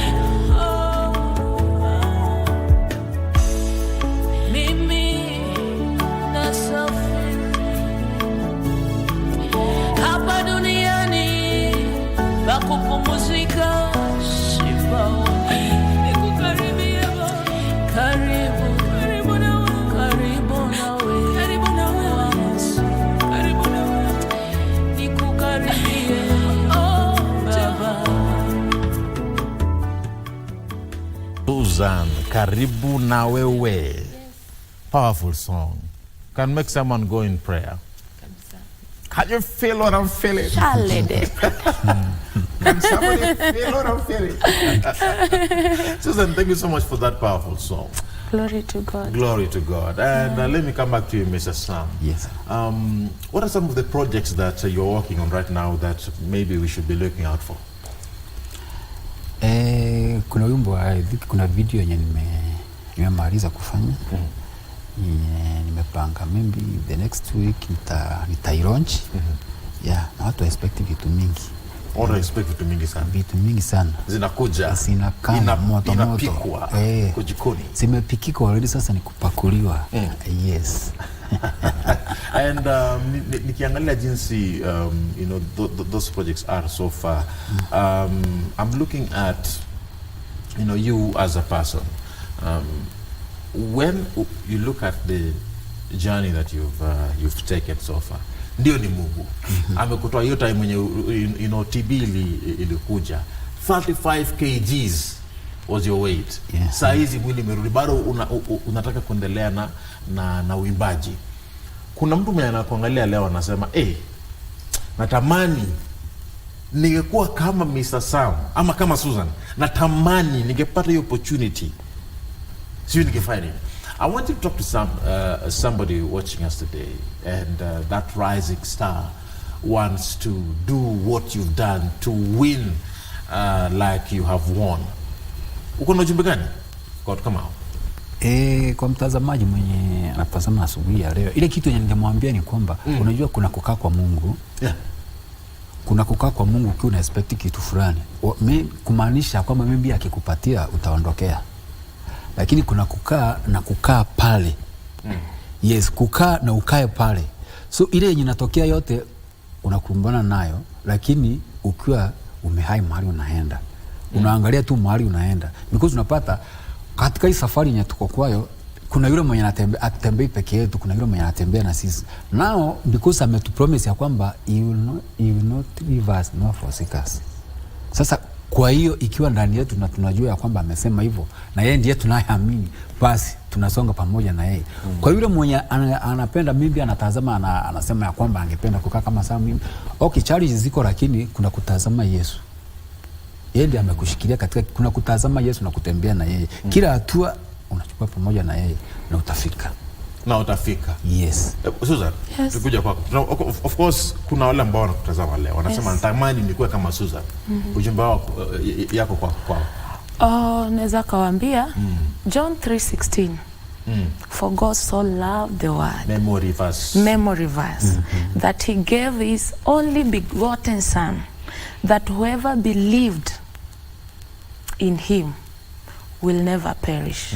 So I can tell somebody that is watching me today, fix your life to Jesus and your eyes.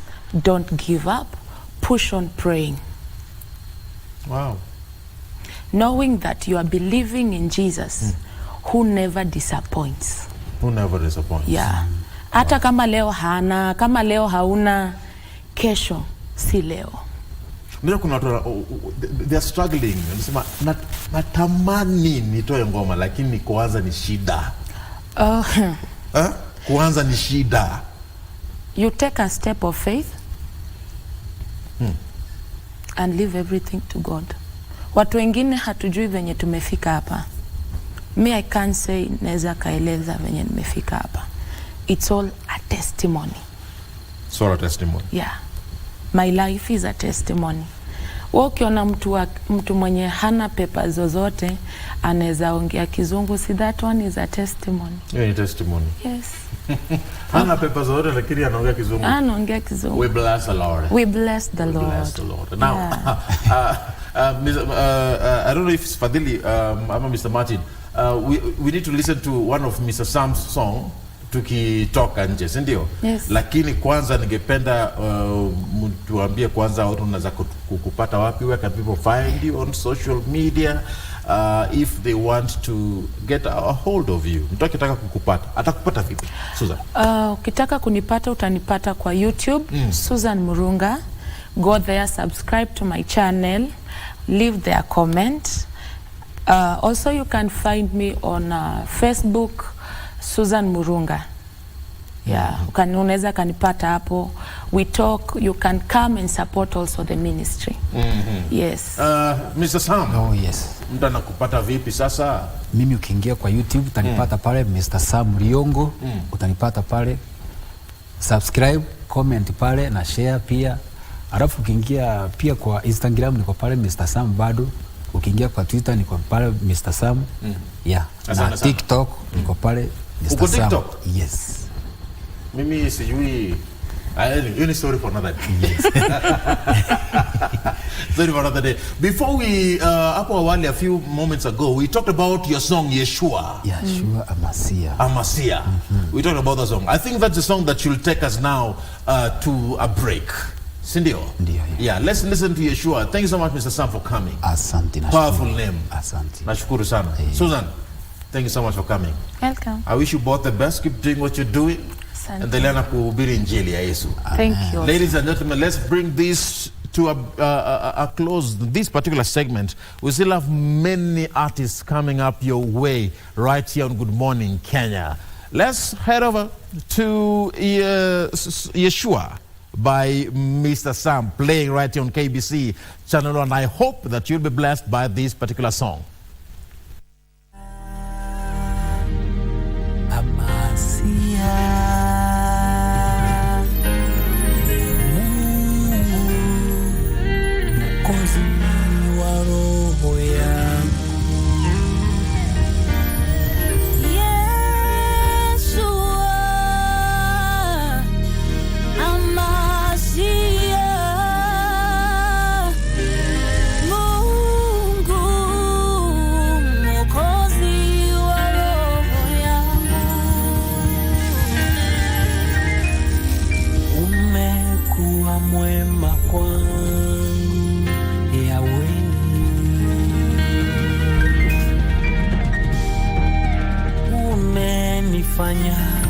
Hivi nilivyo, Yesu, umenitosheleza, Yesu wangu.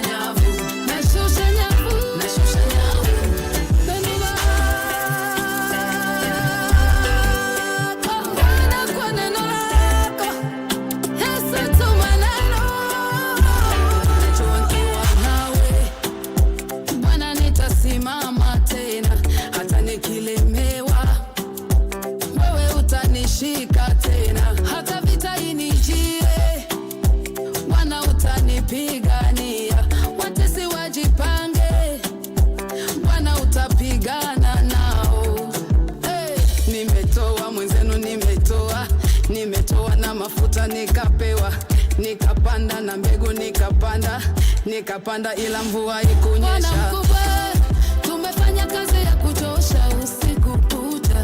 Bwana mkubwa, tumefanya kazi hata tusipate kitu. Bwana mkubwa, tumefanya kazi ya kuchosha usiku kucha.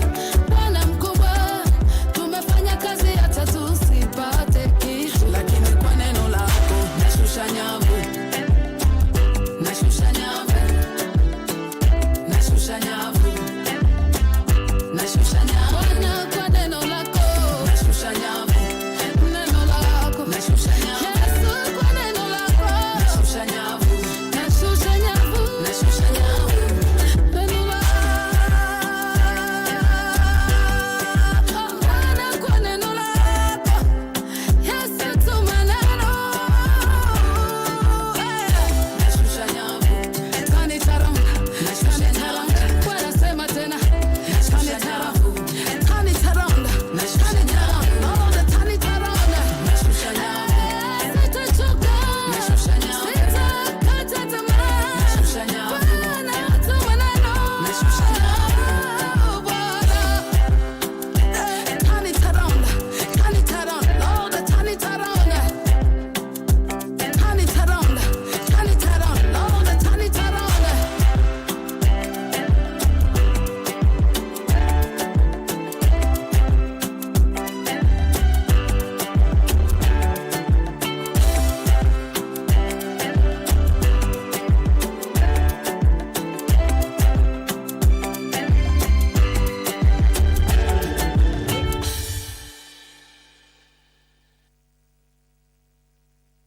Mic check, 1, 2, 3. Oh, all right. Thank you so much. We're back. We're back right here on Good Morning Kenya. It's a pleasure being with you yet again. Remember, it's Entertainment Thursday. And my name is Ram Aguko, right here on KBC Channel 1.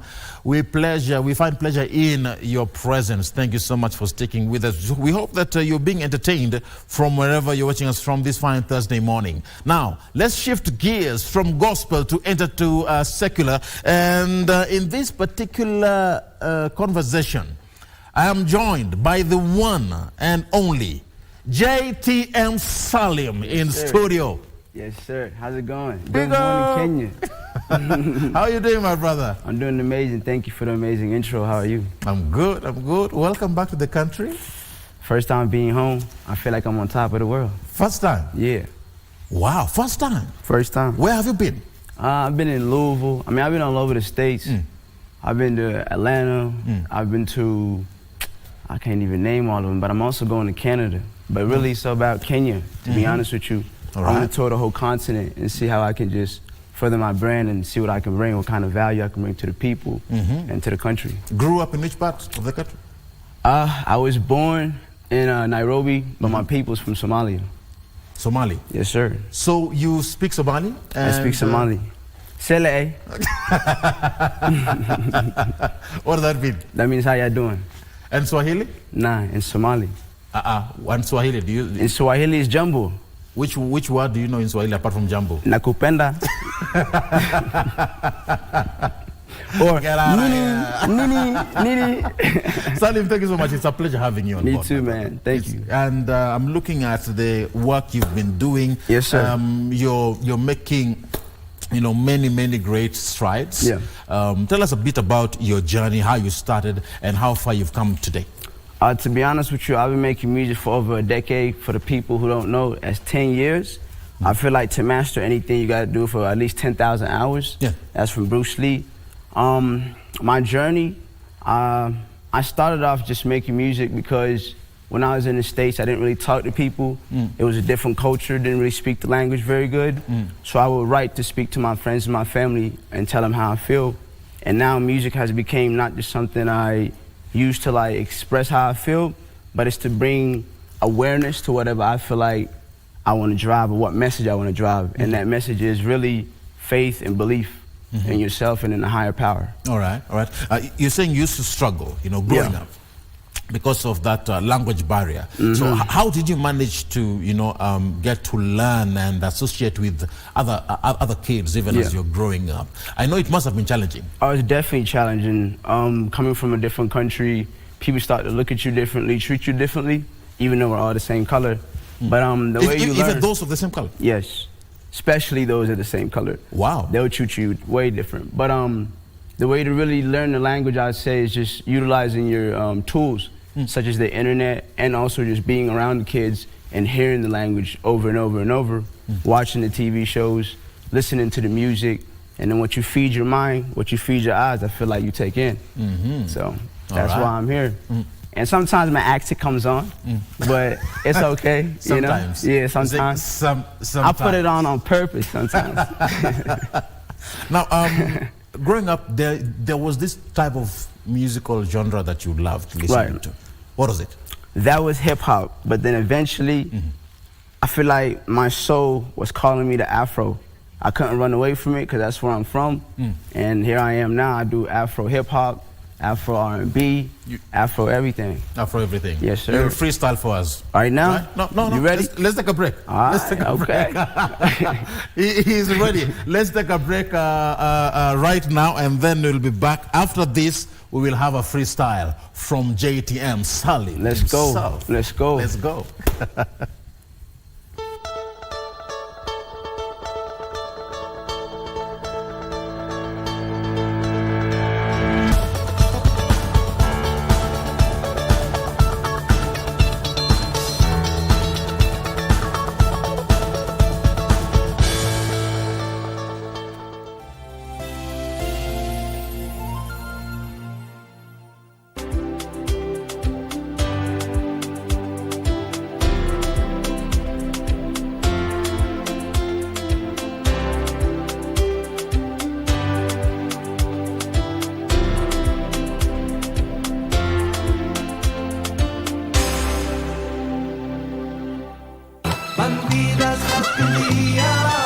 Look, I'm not going to allow you to make fun of me, Rodrigo. It isn't the right time for this, especially not now when I'm expecting your baby. Tell me, why did you lie to me, Daddy? How could you make a fool out of me? I was thinking maybe we could see each other tomorrow. Are you free? Well, all right. I'll let you know. But who are you? I'm your worst nightmare. I'm the young boy they were talking about.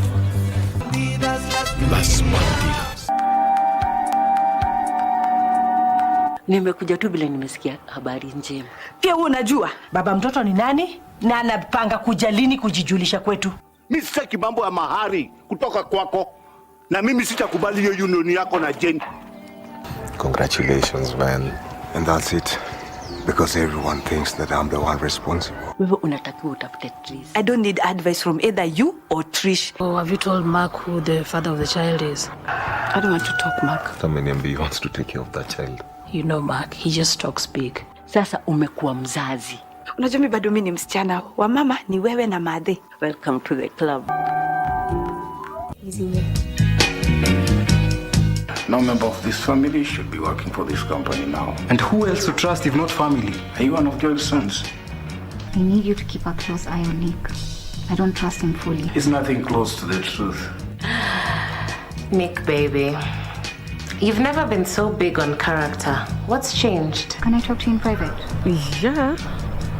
You cannot protect us all the time. None of you can afford to be caught up in this mess. I can wash my hands and let you handle this mess by yourself with Akina Jazz and your teeth.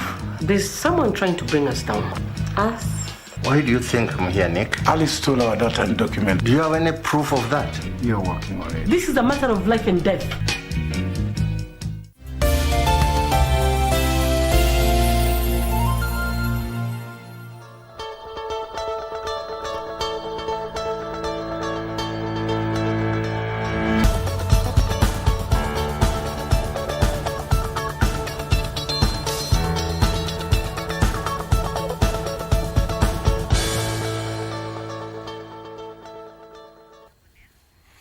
All right, and a big up goes to Malindian foreigner watching us, watching us from Jaguar Kigeugeu.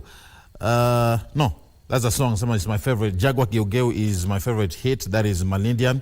And Abel Osori saying, AKA Director Auta Kawangware Massive Riakimai Jazz Band under Matara Aganda. Thank you so much. Also goes to Grace Matengo. He's saying, watching us live. Also, Moses Victor is saying he's enjoying the conversation.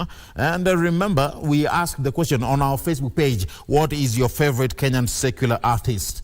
That is a question we had asked. I think that is what Malindian foreigner mentioned, Jaguar. There is another one called Frank saying Yashinsky.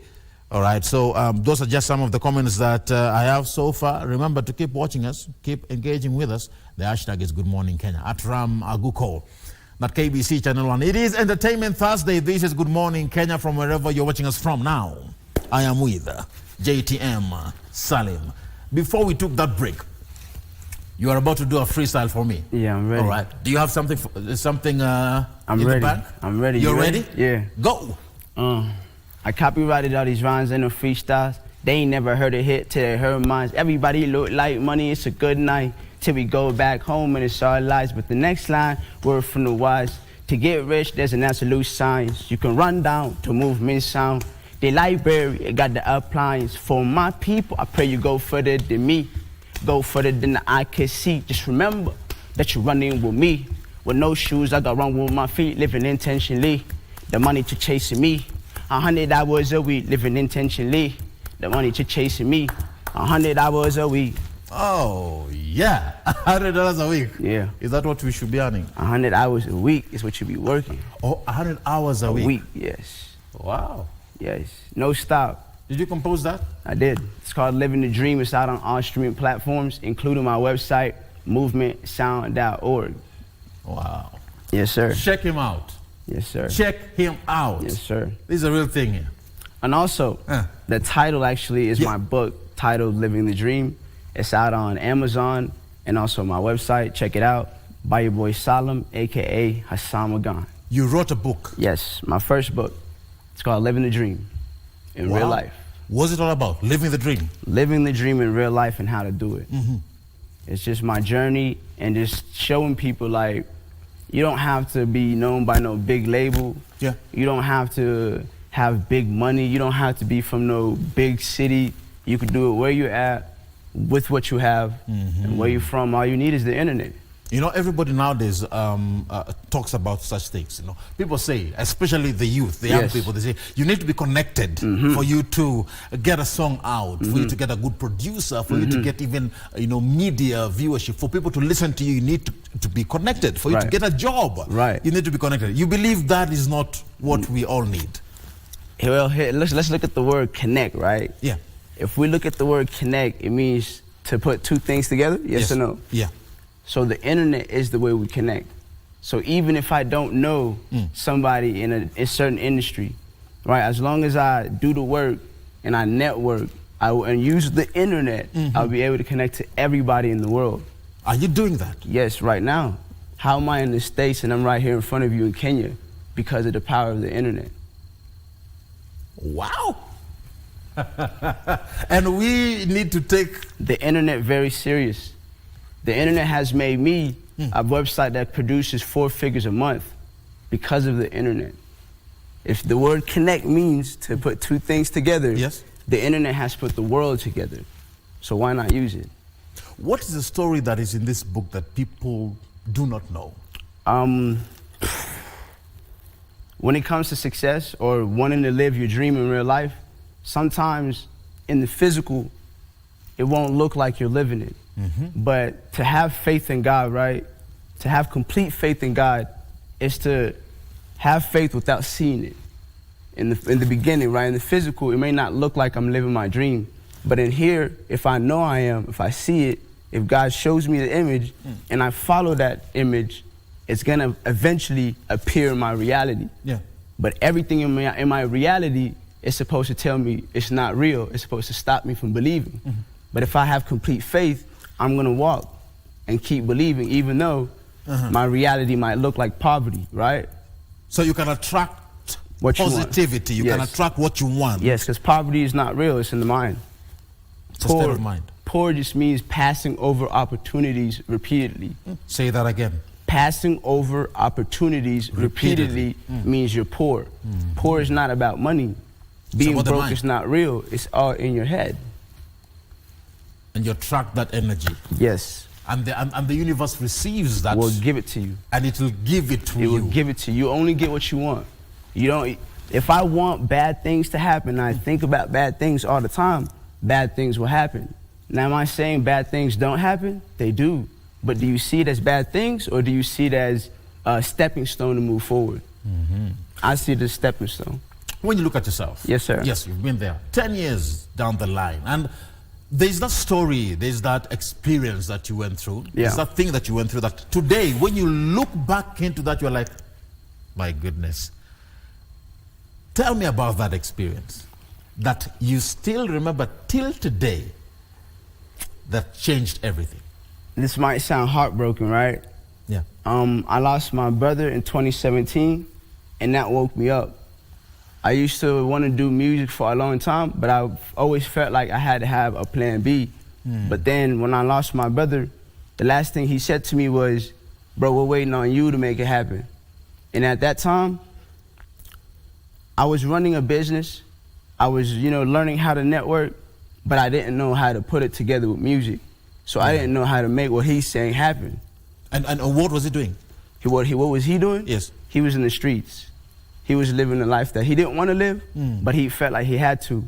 And for me, I had music. That was my escape. So when he said that to me, I knew in my heart, I didn't know how to make it happen, but I could. Because when it comes to God, I don't feel like you worry about how, you just do it. Just do it. The how-to is going to come, right? So 10 years down the line, my best friend passes away. When my best friend passes away, this really shook me up. I was like, okay, I know life is not forever, right? I was sitting on the corner of my bed. I was like, okay, Solomon, life's not forever. So what is it that you want to do? What do you want to do every single day that you wake up and you're not going to complain whether it's raining, whatever is happening, because life's always going to happen. Yeah. I felt like it was music.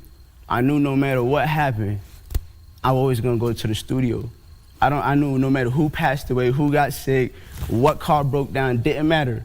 I was going to go shoot a music video. I was going to go perform. I was going to come to Good Morning Kenya and come talk to you no matter what happened. I lost my baggage. When I came to Kenya, I had no clothes. I had to buy new clothes, but I'm here because I know no matter what happens, I'm going to live the dream in real life because my brother wants me to do this. I'm going to cry right now. and music was your... It's my beast, yeah. That's where you release everything, all the energy that you have. Yes. Sorry for that, my brother. And I'm looking at how... You know how you said that moment? Yeah. It's a beautiful moment, even though it's sad. It's the thing that woke me up to help me get here today. So I'm glad that happened. If it didn't happen, I probably wouldn't be talking to you today because I wouldn't be doing music. It opened your eyes. To take something serious, to believe, to really go all in. Because there is no plan B, it's only plan A, that's it. Living life, go ahead. Yeah, you know, what you've said has just made me realize sometimes we take things for granted. And you never know what you've got until you lose it. Yes. That hit you hard. That's what took me to wake up. For some people, it might be different. For some people, it might be losing a job. For some people, it might be breaking a nail, right? Everybody has something different. Something shakes you up and calls you to God. Something shakes you up and calls you to your vision, calls you to the purpose that you're here for. Because everybody has a talent and everybody has a purpose. You just got to find it. And you have to find it. You just got to find it. And pursue it. I'm looking at the songs that you've done so far. Yeah. Candy shop? Coffee shop. Coffee shop. Yes, sir. Yes. Coffee shop. Yes. I don't know what I was thinking. Yeah. Coffee shop. Yeah. We have a coffee right there in the back there. Yes.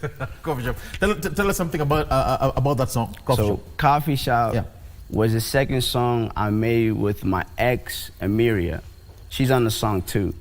Now she's on the song. Yeah, she sings. Oh.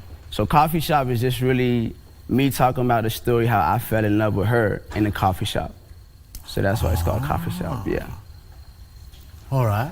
So how did you fall in love with her? How did I? How did it get there? So at this time, I was a professional network marketer, and I set up an interview with her. She came in, she looked beautiful, and I feel like it was like love at first sight because the songs just started coming to me.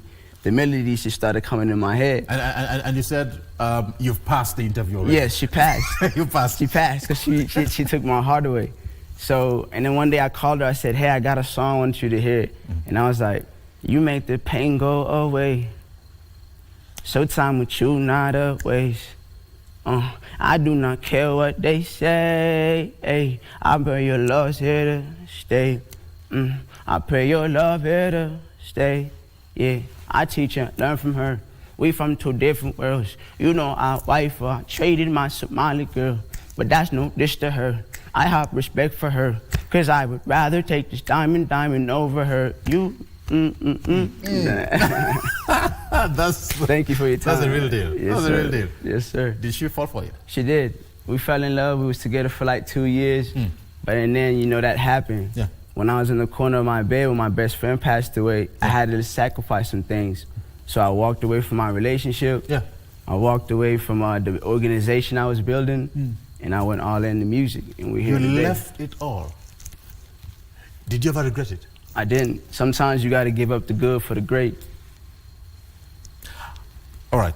Allow me to deviate. We'll come back to your music. Yeah. Okay. Just a bit, for a second. Have you ever made a decision that you've regretted? In music?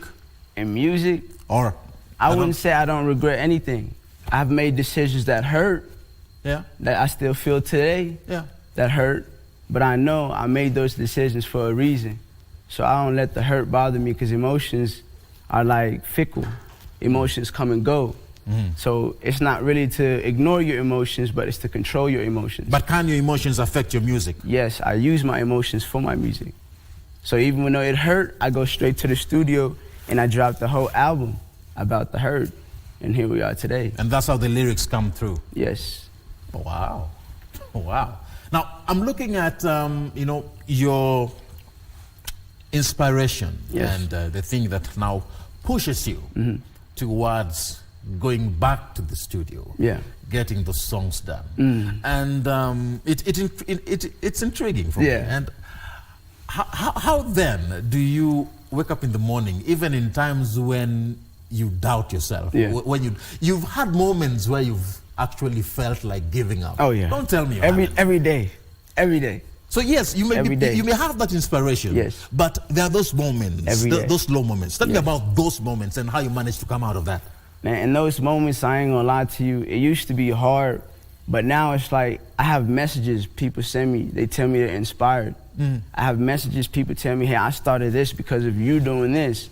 So I feel like it's too late for me to give up. Even if I want to, I can't. Because there are people who do what they do because I'm doing what I do. All I'm doing is leading by example.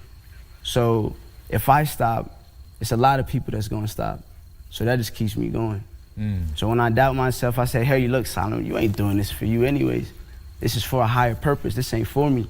Because if it was just for me, I could have dropped the studio, I could have made the song, keep it on my phone and listen to myself. But it's not for me. Every action, every step is for, it really is for God, to be honest, because he gets all the credit for it. And I'm just here to really inspire somebody, that's it. Wow. You know. No Love Kentucky. No Love Kentucky. Tell me about that. So No Love Kentucky is like Afro and country together. Because I'm from Kentucky and I'm from Africa, I'm putting the vibes together. Oh, you fuse them. Yes. No Love Kentucky. The beats and the... And even the melodies and my accent and then the words I'm using for my language. So I'm mixing it all together. Do you have different accents? I do. Which accents do you have? I don't know if you can hear it. Some people hear it. When in the States, they say you're definitely from Africa because I can hear your accent. Over here, they say you're definitely from the States. I can hear your accent.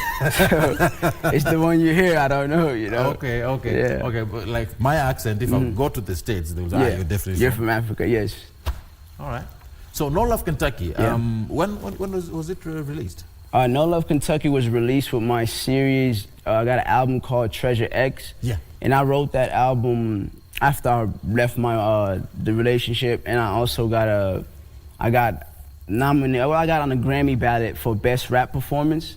And then I was just so inspired. I wrote 24 songs, and I dropped No Love Kentucky as one of them. Wow. So it escaped Civil War when I came down to this country. I'm not from the streets, but my half-blood and them concretes. This for my day ones and them A1s, and they all crease. I know it's your life, but it's one life if you stay free. Almost had Z, then I lost her. Oh, I hate sleep. I gotta keep all my masters for this mouthpiece. I got 4 figs, I need 2 more for my first 6. That means 2,000 more for my first brick. Made my losses my lessons, then I led the ship. She wanna feel where I come from, take down the zip. You say you live down on Skirt Street and don't mind to live. I owe my people where I'm from, don't have a shift. We're all just a long way from home. A long way from home. We're all just a long way from home. A long way from home. Yeah. Yes, sir. Hey, you got some vocals on you, man. You gotta start singing. I'm trying. You got it. So, if I look at these songs that you've managed to do so far, of course I know that there are projects you're working on as we speak. What should we be looking out for? There must be something cooking in the kitchen. Okay, y'all ready? Yeah. Now y'all know. I think you know what inspires me is pain. If you hear all it's pain. I noticed that. Yes. I noticed that. Yeah. I feel like diamond is created by pressure, right? Yeah. So every time I get into pain and fire. Yes, and fire. So you got to go through pain. You got to go through fire. I fell in love again, right? Okay. Got my heart broken, right? So now different person. But every person teaches me something different. Every soul has a different message and a different reason why we connected, right? Do you fall in and fall hard? Man, I fall in and fall hard. That's where the music comes. So.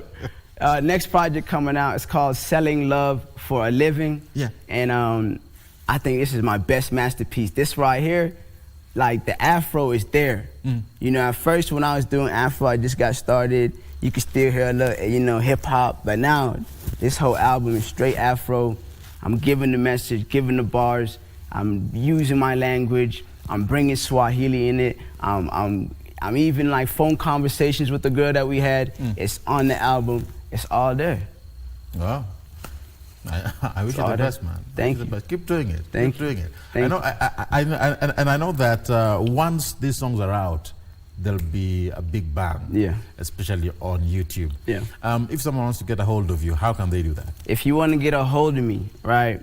Because I don't own Instagram, just in case my Instagram go down, you're gonna remember the website, movementsound.org. Again, it's movementsound.org. On Instagram, JTM Salim, SALIM.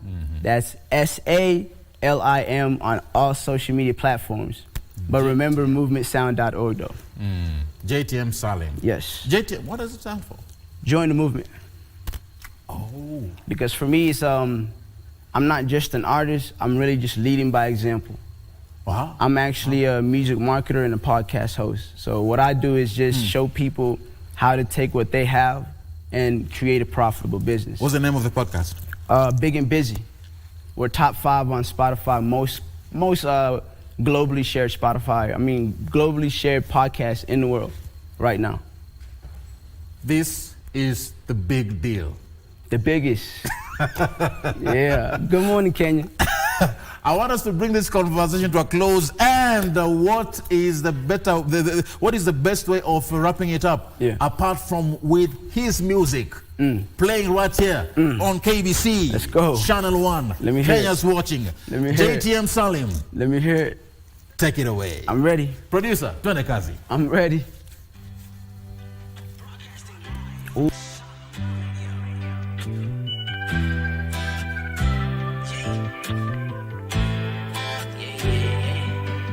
Escape Civil War when I came down to this country. I'm not from the streets, but my half blood and I'm concrete. This from my day ones and them A1s and they all creased. I know it's your life, but it's one life. Hope you stay free. Almost had Z, then I lost up. Oh, I hate sleep. I gotta keep all my masters for this mouthpiece. I got 4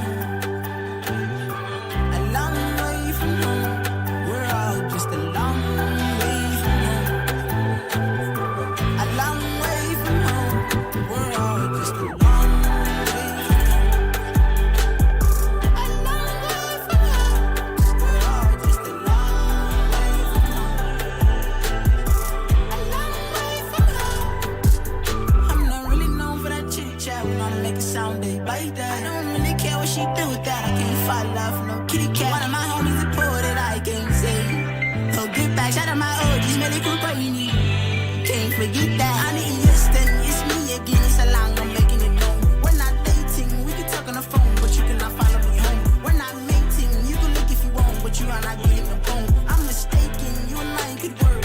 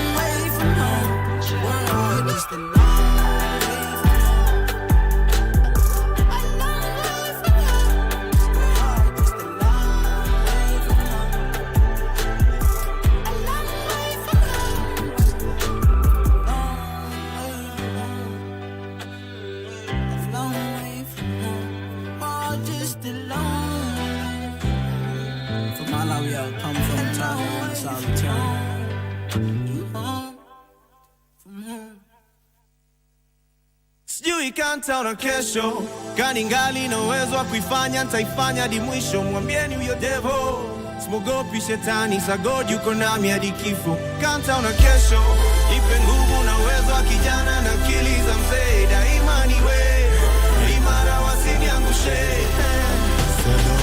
Naona saa kila siku ni zawadi toka Maulana, so haja gani ushike tamaa mama, majaribu ishaoya nataka maadui zangu watashikana na zaonja, masiwaogopi na simama ya kiama yao yajaye.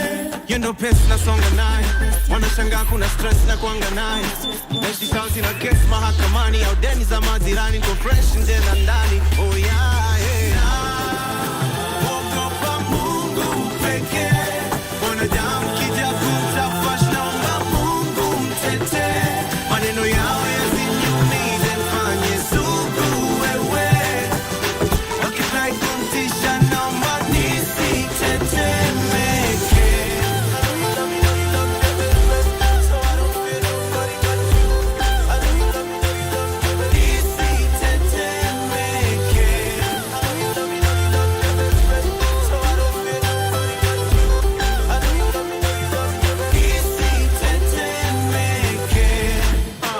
siamini jodu vile naishi life ni ngumu kuamini hisi ndoto. Sijui kesho vile itakaa, kwa hivyo leo nitaifanya kaa kidogo wairidhishi roho. Yani sana, tena sana, hata wale wananichukia wananiheshimu brami si kidogo. Si baba hiki nikisikia mkiongea nazidi kuwapa mingi soko. Na kama saa sisimami, sitaki life niache mtani. Mwenyezi mchungie familia yangu na pia za wale wote sauti yangu wanaisikia. Tupe afya nzuri na maisha matamu, barabara zetu zinyooke, waone mfalme ni wewe, wakupewa shangwe ni wewe, wakupewa shangwe ni wewe. Hey! Na ogopa Mungu pekee, wanadamu kija kutafash, naomba Mungu mtete. Maneno yao yasiniumize, mfanye sugu wewe, wakifurahi kumtisha naomba nisitetemeke.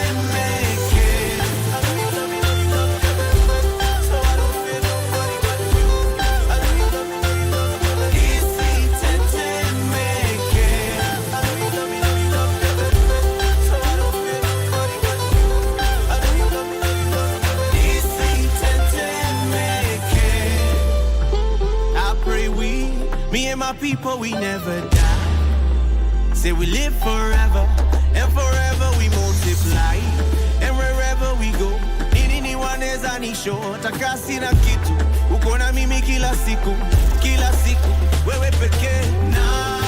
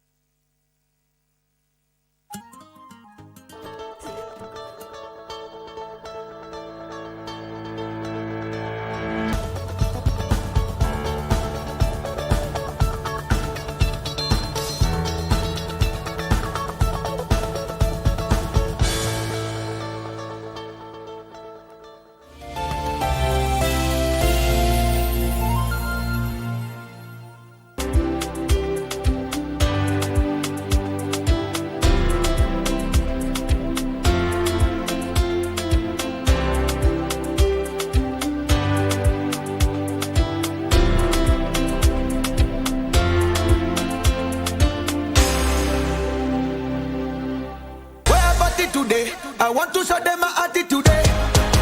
Ya bwana, ni chuo kikuu cha burudani, mashavu. Nyumbani kaumbea. Burudani. Twende tukacheze bango.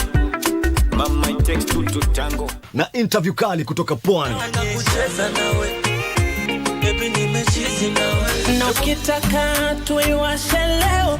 Bwana, kila siku ya Friday ama Ijumaa ukipenda saa 3 hadi saa 6 kamili. Nafanya kama unacheza isoko. Kumbuka hashtag Masha. Nyumbani kwa burudani. Usikose tegea show kali tokea pande za Pwani. Anachukua, anaweka, wa le général Dangote. Anachukua, anaweka, wa le grand Mba. Anachukua, anaweka, wa boss ya mboka. Anachukua, anaweka, wa. No, this is a school, not an organization. Being a student leader is a privilege. So if all of you have settled for Kamene, Kamene it is. Thank you, Malimo. I might be soft on the outside, you guys, but inside, I am tough. Only Eddie will meet at the mall is you. Pay me in Kenyan shillings, bwana. Mr. Tisha. I hope it is a John.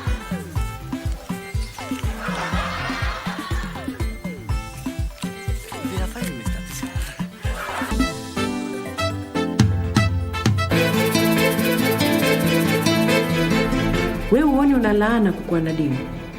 Sema wewe pamba, mimi ukindo nyanyike ni juani. Pili, anatamani kumuona mtoto wake na labda nataki kumruhusu. Unaonekana ni mwanamke mzuri sana. Wewe ni mwanamke mtulivu. Huna maneno mengi. Hata yeye pia alikuja hivyo kama vile nyinyi mlivyokuja. Safari hii umepata kiboko yako. Kalale macho. Asante kwa kuitikia wito wangu. Uchunguzi bado unaendelea. Na nakwapia kama ulihusika nitajua.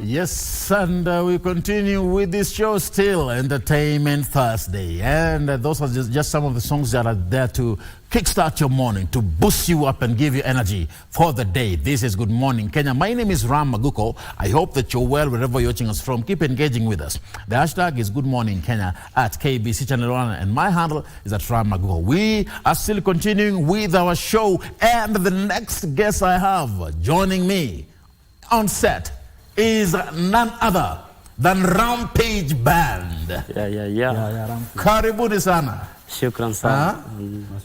You have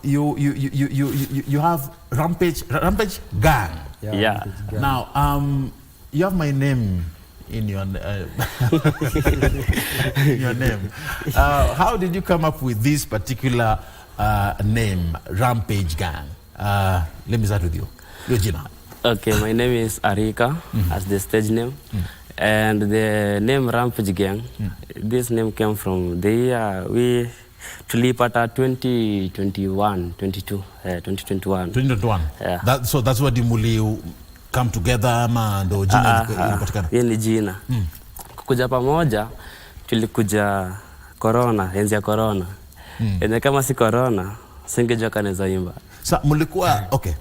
Najua time ya COVID kuna wase walikuwa home wengi sana. Yeah. Si ndio? Asa hiyo time yenye mlikam together. Mkasema muanze kufanya freestyle. Before tukuje pamoja, tulikuwa tunapiga freestyle kivyetu kwa nyumba. Na sasa kwenda kwa jirani unaona kumbe hapa ni beat. Mnapiga flow. After the flow mnaorganize studio.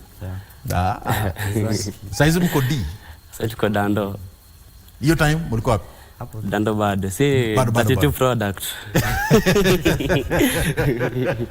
Products. Yeah. Fresh product. So mkakuja na hiyo jina Rampage Gang. Rampage Gang ilikuwa tu kwa class Daro tu, tukua Daro. Yeah. Ile venye anapiga mtu freestyle. Ilikuwa Rampage inatoka kwa movie kwanza. Na pia ile movie ya The Rock. Yeah. Rampage ndio kwa movie na pia Rampage ilikuwa Ini movie gani before ndele? Movie gani ya The Rock? Yeah, The Rock ile nini Gorilla, ilikuwa ile Gorilla fulani.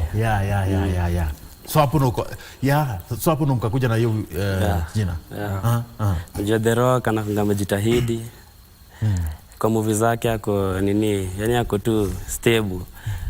Ako stand by strong. The meaning of the Rampage kajiwa Rampage tunaweza kuwa stable. Sasa tunafuata The Rock sasa. But the meaning of the Rampage ingine lazima ni crew of gangs, yani ni semi thugs, si ndio? But sasa sisi tumeamua ku rectify from the thugs tuweke kwa watu wazuri sasa. Because you are not thugs. Don't rob. Acha nikuja kwako pia comment kuhusu hiyo group ilikuja pamoja. Okay, Rampage tulikuanga wasi fulani kutoka tuseme tu place moja around. Then walikuwa wanapiga freestyle but they are interested to invite wasi wengine. So unajua hata mimi by this sikuanga msanii, sikuwa na hata hiyo talent kabisa, mimi kuanga football. So ilikuja nikakuja kwa nika convert kwa music cause akinarika walipiga ngoma nilikuwa interested, ndio walikuja kwangu kaniambia Caleb, can we do this? Nikamwambia mimi naye. Hiyo time ulikuwa unacheza tu ball? Mimi nilikuwa nachezanga tu ball. Ulikuwa fully mimi ni footballer bado niko fully. Fully kwa industry. So as we continue walikuwa ngoma inaitwa the first song inaitwa Poko. Inaitwa Poko. So Poko ilikuja ikani hit mind, nikaona I can do this but ile fearness umeona. So wakani invite hiyo ngoma ya kwanza wakani invite nikakataa. Ya pili nikaona I can do it. Acha niende sasa. Nimejaribu. Then kufika pale studio nilikuwa tu confused. Juu sijaiona pali. Yaani sikuwa isimama mbele ya public. Nilikuwa naimba but kuna watu wanani face. Lakini sasa hizi uko studio sasa. Sasa hizi niko studio. Hizo masaa sasa. So hapo ndo vile nikuja after kutoa ngoma ya kwanza inajiita Million. Ndio sasa nikakuja deep in sana. Kakuwa sasa musician. Hizo ngoma zilikuwa which kind of music? Genre gani ya muziki? Hizo enzi kulikuwa na hit songs za gengeton. So hiyo ndo tulikuwa na kifon pia sisi karne za apia kwa hiyo screen. Na sasa hizi mmeshift bado? Sasa hii nachapa genge na drill. Zote mbili na drill. Mnataka ni freestyle gani sasa? Chagua. Genge, drill, whichever. Gani mnaweza nipatia muda? Okay, hata drill bado na drill bado kasa. We need to feel your song. We need to feel your music. This is Rampage Gang, ladies and gentlemen. So we can just start. We can start with Arika. Arika. Napiga drill. So mtafanya pamoja? Drill. Napiga tu nitaruka tu next. Saya ngoma napiga na sicheke nazo ni kama mshirame kuja na dera, kila hatua mupiga ngadua najua hii ngoma napiga forever. Siwe kwenye maana jua itajipa na kama itajipa na jaribu tena. Reka ni jina napiga hii ngoma na psych, napiga hii ngoma isonga serenge ringi na bado na jana mistika na bado na jana nimevuma kama ni ngoma mupiga na mbugi mimi piga na Rampage. Sipo mkuja na ngoma imefiti na jua na dai wacha songa kidrai kama ngoma muche za walai. Ladies and gentlemen, hata kama kila kitu amesema amenipita lakini ni kali sana. But I love how your lyrics are. You know, I see passion through what you do. Nili ilikuinspire kusema acha mimi nifanye muziki, especially your time yenye mlikuwa mnaanzisha. Before tuanze muziki, mwenye alinspire sana kwa ngoma sana fully kwa ngoma, nilikuwa nasikiza msanii anaitwa Reckless. Reckless alikuwa aninspire sana. Hadi nilikuwa napiga lines zake, nilikuwa na zikram zote, drills zake nimekram. Pale anapiga koma, full stop. Yaani hadi nikaenda deep in to his story. Nilikaenda story yake sana. Nini strategy yake ilikuwa wapi? Na ukaipata? Nilipata. So that's for you. Alafu ukasema mimi acha nianze mimi nikaanza sasa. Okay. Na you, because najua ndio, yes you are a group, but kuna ile hiyo individual motivation. Unasema acha mimi niende. Mara ya kwanza ulikataa. Ni ikafanya kwa change mind and you told yourself saizi acha ninge kwa muziki. Okay, Kenya ni hit ni hiyo wimbo. Unajua vile uliniita mara ya kwanza, siku accept. Nilideny. Then nikasikia hiyo hit song imenihit pia mimi. Nikasema pana acha nichukue beat pia mimi nijaribu ni train hapa kwa nyumba. So hapo ndo vile nilianza ku train pole pole, then nikakupa tu imenichukua. Wow. And I'm looking at how ngoma yenu imeenda so far. Mmetoa ngoma after hiyo. Sasa as a group mkatoa ngoma pia. Sindio? Ngoma. But jina ngoma moja and how it came up about. Ngoma moja nasema Garama. Garama ilikuja Garama ilikunga collab kwanza. In fact the chorus was for the gang yenye tulipigana collab. Garama ilikuja tukiwa tu base. Mtu mmoja tu ile jokes maisha inaendaje. Maisha ni kubaya na vijana. Naona Garama inapanda. Mnipate fisali hiyo Garama. Chorus yake ama sanza moja? Chorus yake ilikuwa inaenda kama Garama mimi nitahama nacha na jaba na bado we kazama giza kuwaka na bado penda sana na katawaba jaba kagawanya na nikipita nipe dudami ta nipe dudami na nikipita nipe dudami ta nipe dudami buda gondo na maleja nimetulia base nikiroll to Madrid simbogi inakamina nilimatuma hedi ile mbogi mbaya inafika hadi benki jo nilipia bibi yake gondo na haja kaningora buda ni ukedi na nikivyu mtoi anakaa tu jirani jo mimi buda yao na sida kwa pakara chokoza ile mbogi mbaya pite na magoti tuliza tigi awape steam iwapande sudaini tulie ni wacheturani ndo mimi pedi na pea nanga gondo na zawadi. Wewe watu wa D big up, watu wa D massive. Mungependa kuwapatia shout out wase wana watch leo, si ndio? Kuna wale support system wenye amekuwa na nyinyi. Ni nani hao wenye wamesimama na nyinyi mnasema these are the people who stood with us, wamesimama na sisi, wametushikilia mkono wakatufanya tukaweza kufika pale tumefika siku ya leo? Okay, so mi kwanza naweza taja tu Victoria alitupata tukiwa mtaa. Then walikuwa na show fulani pale Dandora Stadium. Akatu invite tu tukaperform, then tukafeel yenyewe si ni wasanii. Hapo ndo sasa mali nilikuja nikaona yenyewe usanii naweza nilipa. Alright, and for you? Shout out to Victoria pia ni some shout out juu nilimwambia stay msahau tuseme hivyo. Mwingine anza shout out marafiki zangu anaitwa Shadira Tela hapo. Toto spoiler hapo. Kuna my big fan hapo Austin. Yes. Shekina Karen, Kushman, Fedi wa Magenge anawachisho pia yeye. Watu wote. Unajua kuna wazee wenye wanakuamini. Hawataki kukuacha. Wanakuamini, they believe in your talent, wanasema kwamba wewe naye tunaamini hata kama kuna changamoto wanasema hao watakuwa na nyinyi. Big up to them. So mina big up Dickens pale number 1 fan. Obvious namwambia ngendo number 1 fan wetu. Then na big up Sweet Naomi hapo. Anajua nani watch.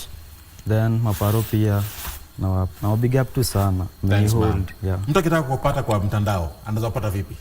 Okay, mimi kila mahali naitwa tu Crash C. Yeah. Mimi ni Arika Rampage Gang ama Arika Kaka Kidimori.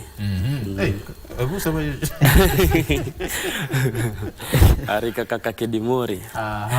Get a hold of them, follow them. And we just want to bring this segment to a close right here because we want to listen to their song. Ngoma yenu wache tupeleke ku break, alafu tutaweza kuendelea na show. Remember, this is still Good Morning Kenya. Let's listen to Rampage Gang right here on KBC Channel 1. Yeah. Big up. Na kifungo na chumani ya dos chapanisha iyo tirede ya baki ya menti ukiramba kimeka mkoa sasa mpaka D32 matri mbio mpaka D32 42 Rampage kwenye beat ni Arika na finesse nikiroka tikize na tipa mose chine wanasema mimi ni mzee jokize na waka nikisa.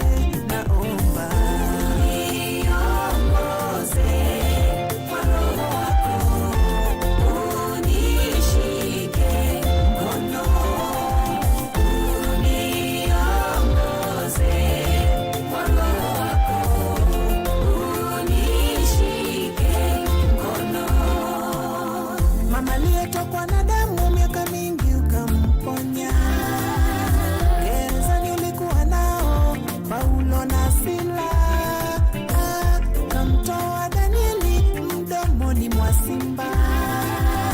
Hata nami kwa imani utaniokoa najua.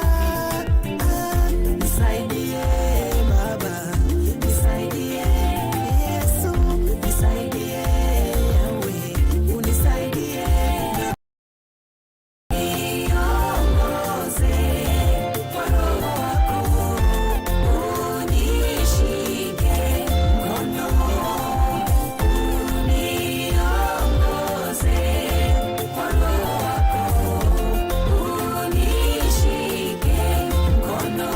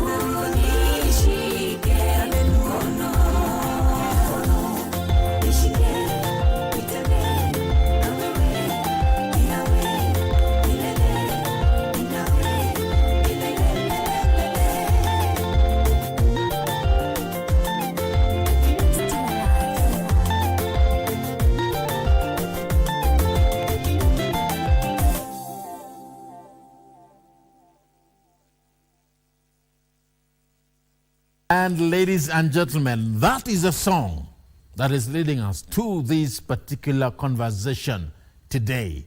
After a long hiatus, this person has been out of our eyes for a very long time, and she will tell us why and where she has been, what she has been up to. Well, ladies and gentlemen, joining us today is none other than Janet Otieno. Karibu sana. Asante sana. You've been away for quite some time now. Yes. Umekuwa wapi? Umepotea sana. Wakenya wanauliza Janet amekuwa alienda wapi? Nimepotea kiasi fulani kwa kweli, like kwa muda wa 1 year hivi. Na nimepotea tu kwa katika harakati ya kazi pia bado. Been outside the country for music tour, doing concerts and church ministry. And also just within tumekuwa na reality show. I think umewahi kuiona the billboards, the big billboards out here. It has been on DSTV. On DSTV, Maisha Magic. Maisha Magic, yes. Inaitwa Oh Sister, which ilikuwa launched in the month of April. Yes. And it has been running from April. That is we started shooting it like 1 year ago. But it was launched in April. Yes. So far it's doing and well. So it's doing well. It's doing actually really, I was the main cast actually. And imekimbia vizuri, so just shooting the show and doing the ministry together ilikuwa inakuwa ni kazi kiasi fulani, so I decided to do both tour and the show at the same time. And now that I'm done with the tour and I'm done with the show, so now tunaanza music. Sasa ulipeleka injili US. Nilipeleka injili US, nikaenda Canada, we did Europe and yeah. Those are the places you are having the tours. Yes. How was it there? How have the tours been?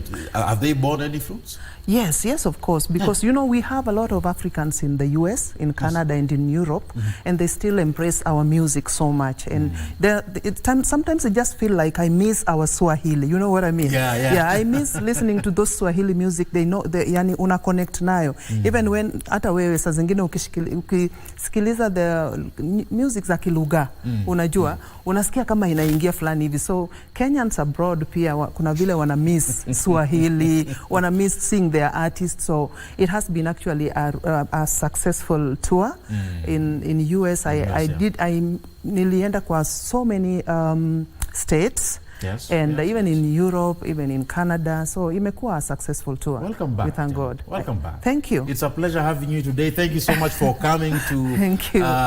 Good Morning Kenya. Thank you. Najua ni media ya kwanza tangu rudi sasa. Yes, ni media ya kwanza actually. Yeah. Tangu ni rudi ya TV. This is my first media. The very first one, and I'm so just happy to be here. I feel honored. And for those who are watching us here, remember to engage with us. Janet Otieno is here. Utuambie wimbo gani yake ambayo inakubariki. Which song of hers is it that you love listening to? And of course, keep engaging with us. The hashtag is Good Morning Kenya. My handle is at Ramaguko. And at KBC Channel 1. Thank you so much for being part of this morning show. Now, even as we talk about her music, her song, you've done so many songs that have blessed Kenyans. Amen. We thank God. But now, haujarudi bure. Sijarudi bure. Haujarudi mkono mtupu. Huwezi kurudi mkono mtupu. Kuna kitu mama ameleta na kikapu. Kabisa. Hebu tueleze ni nini iko na kikapu. So after the break I came back with a song. Yes. Yenye inaitwa Wewe ni Mungu. Yes. Wewe ni Mungu ni song kati ya the songs that I'm releasing soon. I'll be having my EP coming out. Yes. So Wewe ni Mungu is one of the songs that will be in the EP. The EP should be dropping in the month of October, to be precise, October 9th. And so Wewe ni Mungu and two other songs that are supposed to be in the EP will be coming out soon. And so sijarudi mkono mtupu, nimekuja na kazi, nimekuja na kitu kipya. That it's a song that is going to be on YouTube tonight. Saa 2 ya usiku. So imagine you have the exclusivity ya kui-release here. KBC, hapa, exclusive interview. Exclusive interview because watu wataget to watch it. Yes. And it's going to be on YouTube saa 2 ya usiku. So kila mtu anaweza kuset bell. Unaweza kuangalia Janet Otieno. Yes. Set the bell and be ready for the song on YouTube tonight saa 2 ya usiku. Be on the lookout, guys. Yes, Be on the lookout. Isikupite. 8 p.m. tonight. Tonight, yes. That song, Wewe ni Mungu. Najua pia it's coming at a time when you've been doing so many projects. Yes. Umejihusisha na maneno mingi sana. Yes. But now, what is the backbone behind this particular song, even as we look forward to listening to it? Okay, Wewe ni Mungu is basically a song that talks about, the goodness of the Lord. Yes. Nikitaka kuieleza kidogo kwa Kiswahili so that people can get the message in the song. Ndio. Is, Mungu ni Mungu kwa sababu sisi binadamu, tunakuwa tunachoka.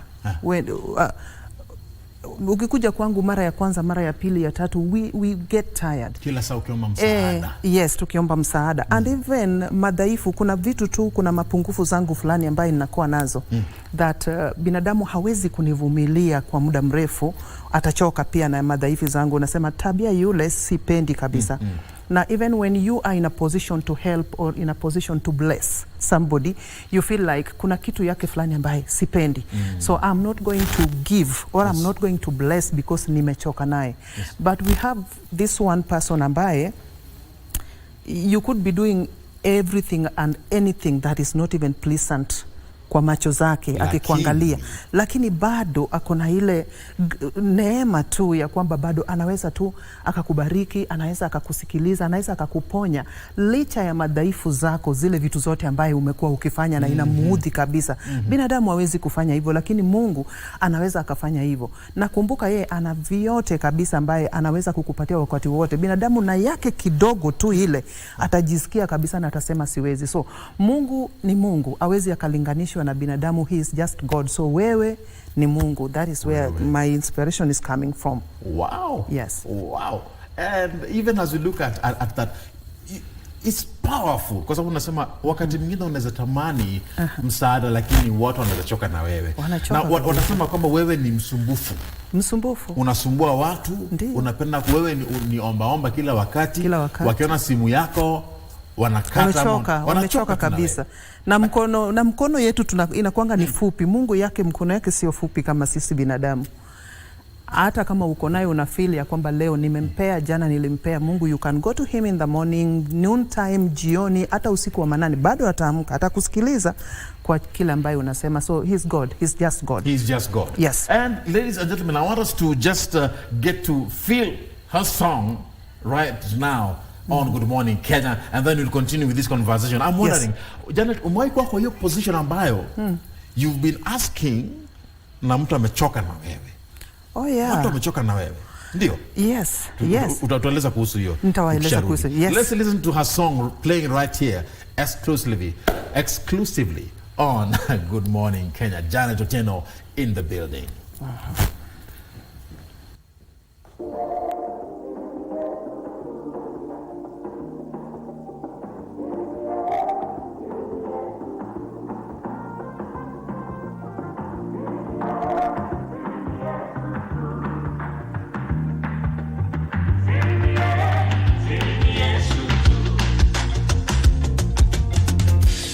Siri ya amani niye, siri ya furaha niye, siri ya ushindi ni Yesu tu.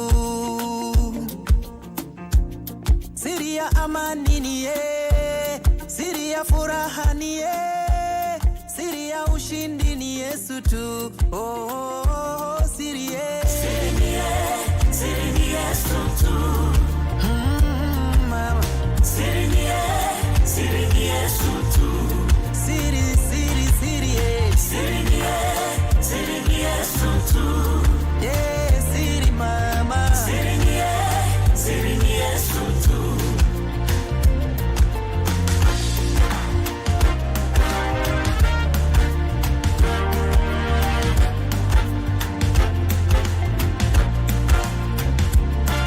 Wanaotaka wajue ni nini uliofanya ili upate amani, wambie siri ni Yesu tu. Wanaotaka wajue ni nini uliofanya ili upate ndoa nzuri, siri ni Yesu tu. Wanaotaka wajue ni nini uliofanya ili upate watoto wazuri, siri ni Yesu tu. Wanaotaka wajue ni nini uliofanya ili upate kazi nzuri, siri ni Yesu tu. Oh, oh, oh, siri ye. Siri ni Yesu tu. Hey, siri mama yangu we. Siri ni Yesu. Wambie siri ni Yesu, siri ni Yesu. Siri ni Yesu tu. Siri ni Yesu tu. Siri ni Yesu tu. Ukitaka uishi miujiza maishani, nakwambia ujue siri ni Yesu tu. Ukitaka upate uponyaji, leo amini kwamba siri ni Yesu tu. Ukitaka uone mambo yakisonga, siri ni Yesu tu. Ukitaka uone mambo yakibadilika, siri ni Yesu tu. Siri ni nani ndugu yangu? Siri ni Yesu tu. Siri ni Yesu baba yangu. Siri ni Yesu tu. Wewe tafuta Yesu tu. Siri ni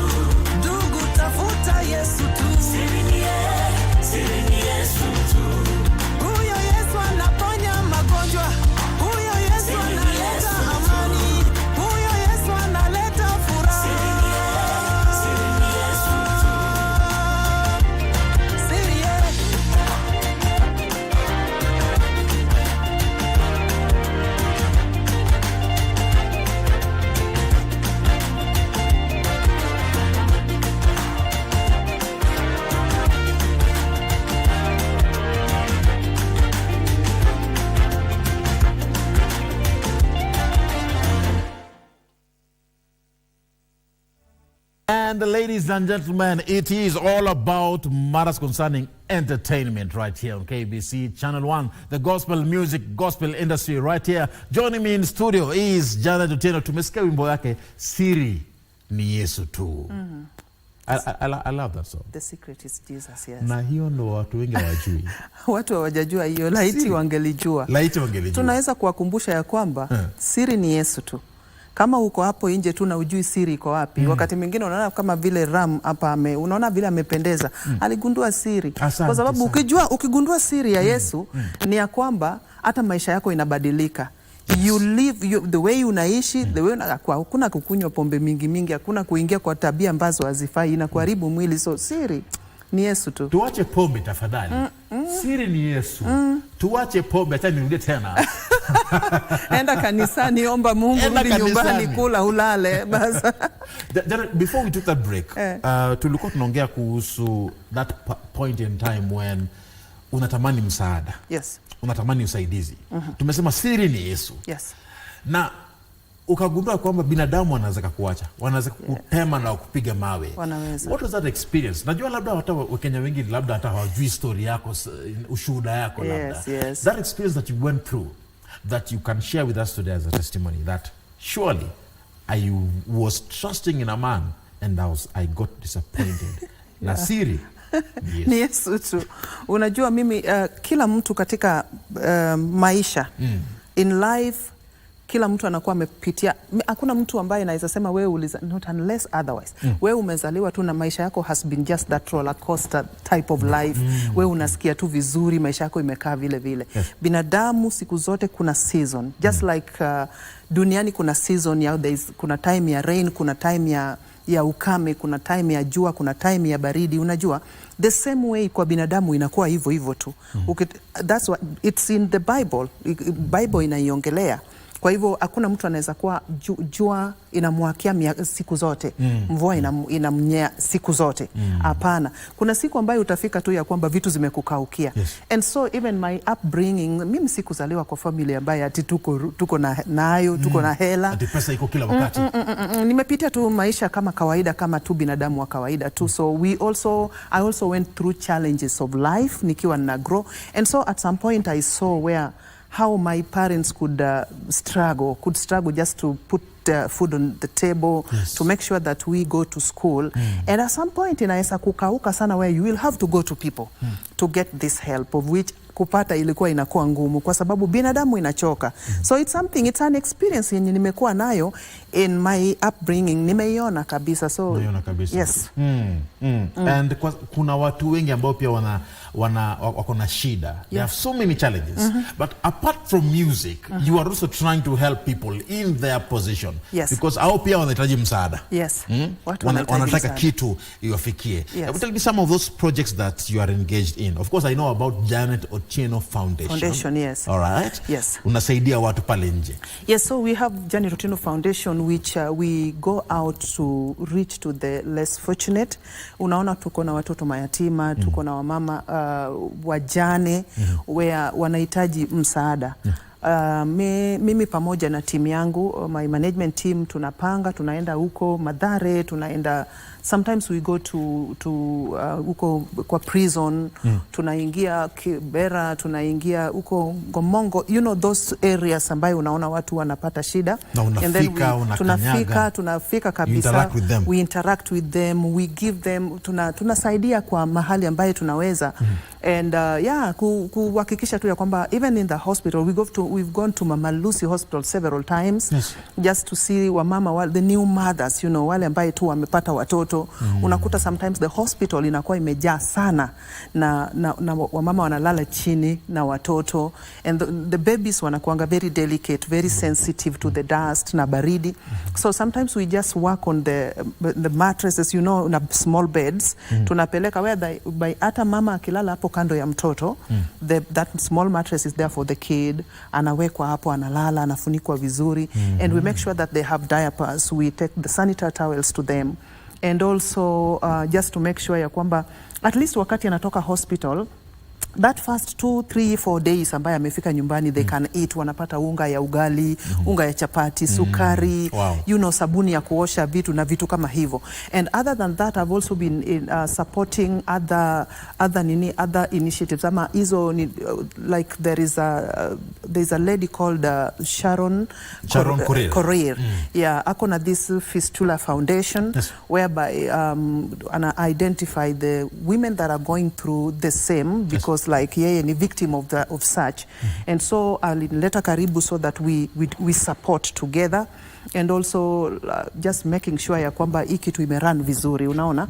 And even right now we are working on a project, a song that can just inaongelea to such and to make sure that hii kitu imefika, because wamama wengi sana wako pale nje or even ladies that are going through this na inawaletea that uoga, the stigma of feeling ya kwamba niko na hii kitu, I should not talk about it. I should not let anybody know because it's haiku kitu mzuri ile mtu anaweza imagine you are a lady and then you cannot control the nini, uwezi kujitu, yani mkojo inapita, that is the word, inapita tu kivyake na mtu anasikia ni kama kuna aibu, feel embarrassed. Of course lazima ikuwe ni aibu kabisa, una feel embarrassed, you cannot sit together with people, you cannot hawezi kuhusiana na watu mahali popote.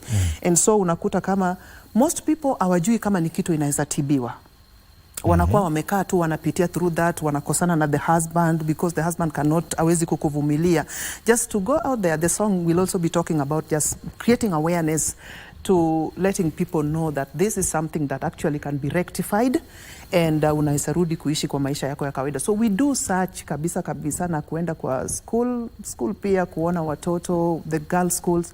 There are so many girls who wako kwa shule na hawezi kusoma kwa sababu wako kwa during that time of the month where hawezi kuvumilia, unaona. So we make sure that we reach them with the sanitary towels to make them feel comfortable in school katikati ya wenzao. So I do such a lot together with my team and we are looking forward to more and to many more hapo mbele yenye bado tutafanya. So yeah, that's it. Umesema kuna wimbo ambao you're planning. Yes. Is it for the foundation? For the Fistula Foundation. All right. Yes. To promote the awareness and creating the awareness for people to know that it's actually not sio makosa ya wale ambayo wako nayo. I love that. Yes. Sio makosa ya wale wako nayo and to wale ambayo wako nayo wajue ni kitu inaweza kurekebishwa na urudi kwa jinsi yako ya kawaida. And nimeona kwamba unalegeza towards you're leaning towards wamama. Maneno ya wamama, you talked about pregnancy, you talked about childbirth, you talked about fistula. Where is the Holy Spirit leading you? Because myself, I'm a mother. I'm a mother, and I know there's challenges that challenges that mothers go through. Yes. Like if you are going to have a baby today, the reason why I'm doing with the new mothers is that if you're going to have a baby today and you don't have food, hata mtoto hawezi nyonya because hakutakuwa na maziwa. If you are going to be a mother and you are going through that fistula problem, I know vile itaku affect as a mother. So I have that passion with mothers and even the young girls, unaona, because they go through a lot. Wanaenda through a lot. Men pia wanaenda through some other things, but it's not as much as what the women goes through. So niko na that passion because I am a mother and I know what women kama mimi go through. You know. Yes. And I love that because you are preaching a gospel that you are walking, and you walk the talk. Yeah, and you walk the talk. And that's how the Bible wants us to be. You know, not just talking and not doing it. We be an example vile Biblia inasema. You are interested in matters concerning marriage. Yes. Changing families. Yes. What is the push or the drive towards this area? I've learned that there are so many marriages that actually inavunjika. And not because that whatever is going on in the marriage ni kitu kubwa sana. It's because there's nobody to talk to people to understand that marriage is actually a journey. It's a process whereby kuna kuvumiliana, you get to meet somebody that has a totally upbringing different from yours. From yours. From mine. My husband was brought up in a different way from mine. And now just for us to bring this thing together to make sure that it works, most people hawajajifunza kujua hii. And unakuta very little tiny things are breaking marriages out here. But nowadays, okay, let me ask you. Yes. You're mentioning tiny things are breaking marriages. Yes, yes. Nataka nichukue kutoka hapo. Yes. Are you seeing that nowadays divorce cases are increasing? Yes. Hata ukiangalia kwa Wakristo wenyewe, ukiangalia ndoa zinavunjika mingi ndani ya kanisa ama nje. Kote tu. Kote. Kote. Inavunjika kote, whether in church, whether outside church, because marriage is marriage. Hakuna marriage ya kanisa, hakuna marriage ya nje. Marriage is marriage. Endelea kutoka pale hapo basi. So unasema people break up because of small things. Small things. And the small things create the big things, because there's a small thing that happened in the morning, you did not talk about it, amuku irekebisha, and something will come again jioni, and then it's piling until you get to a point whereby you feel like, I cannot do this anymore. But if we had like a talk, like talking together with the young couple, just to letting them know this is how the marriage is supposed to go. This is what we are supposed to do in marriage. Zingine zinaharibika kwa sababu ya kutoelewa na kutojua how to go about it.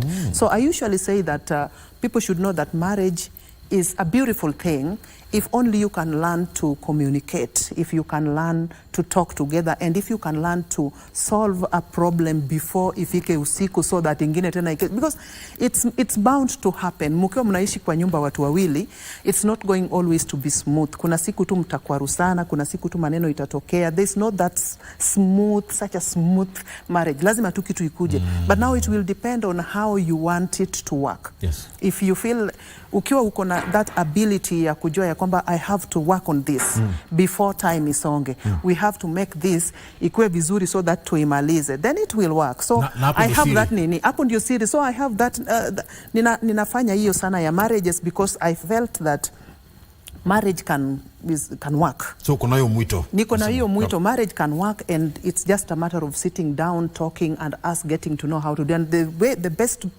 way possible to do it is just to talk to people out here to make sure that they understand that it can actually work. Wow. Yes. You've been busy. I've been busy. Really busy. Yeah. Mungu alituumba na purpose, and so we have to walk in purpose. Yeah. Yeah, and I love that. You know, now these are just some of the things that you've been engaged in. Yes. And I love that we've highlighted this, because now that you're back in the country, we are looking forward to great things. Yes, I am. In terms of even your ministry, the projects that you are working on. Yes. Yale ambayo tunatarajia kuyapata. Yes. Kama leo, saa 2 usiku. Yes. Wewe ni Mungu. Saa 2 usiku kwenye YouTube ya Janet Otieno. Kama hujai kusubscribe, enda pale sai as we talk. Yes. Subscribe so that usipitwe na hii kitu. Naamini ya kwamba itabariki maisha yako, itabariki maisha ya familia yako, itabariki kila kitu ndani. Just around you. Yes. Usiwache upitwe. Ingia hapo sasa hivi. And I want you guys to head over to her channels and her social media platforms. Janet Otieno. Get to view what she is doing, and I know that you'll be blessed with her songs. Yes. Janet, nataka tumalizie. Alafu tusikize hiyo wimbo. Yes. Sivyo? Yes. Labda kama kuna jambo la mwisho kusema. Aniko tuna jambo ya pia, I'm on social media. I'm on Facebook, Janet Otieno. Na bado ukinitafuta as Janet Otieno KE utanipata tu. Niko on Instagram at Janet Otieno KE, on Twitter at Janet Otieno KE, and bado there's a new something imekuja inaitwa Threads app. Yes. Bado niko hapo. Niko huko tayari at Janet Otieno KE. Vile niko TikTok bado at Janet Otieno KE. Ingia pale tupate interact, and mwisho zaidi nataka nikuhimiza ya kwamba you are an amazing person out there. Yes. God created you kwa his own image, na anakupenda jinsi ulivyo. Usijisahau ukajidharau useme ya kwamba kina Ram ndio wamependwa na Mungu. No, God loves you. He created you and he loves you the way you are. All you need to do ni kumtafuta tu Mungu ili uweze kutengeneza mambo yako na yeye. So jisikie kabisa ya kwamba umependwa. Mimi naitwa Janet Otieno. Asante sana. Yes. Janet Otieno. Yes. It's a pleasure having you, my dear. It was my pleasure being here too. Mimi nakutakia kila laheri. Asante. Endelea na kazi ambayo unafanya. Amen. Na ukuze watu pale nje. Amen. Na ndio tumeitiwa kufanya. Asante. Amen. Let us listen to her song. Now, we said earlier on that it shall be released tonight at 8 p.m. Wewe ni Mungu. Yes. But now, we won't just listen to any of her songs. We will listen to that particular song exclusively right here on KBC. Yes. But you will not get a copy until 8 p.m. 8 p.m. Okay? So, ladies and gentlemen, I think we can bring that to a close. Thank you so much for coming. Bless you. My name is Ram Maguko, and that is what brings us to the end of Good Morning Kenya. Producer ananiambia utuimbie kidogo. Niimbie kidogo? Eh. The new song? Yes. Ama any other song?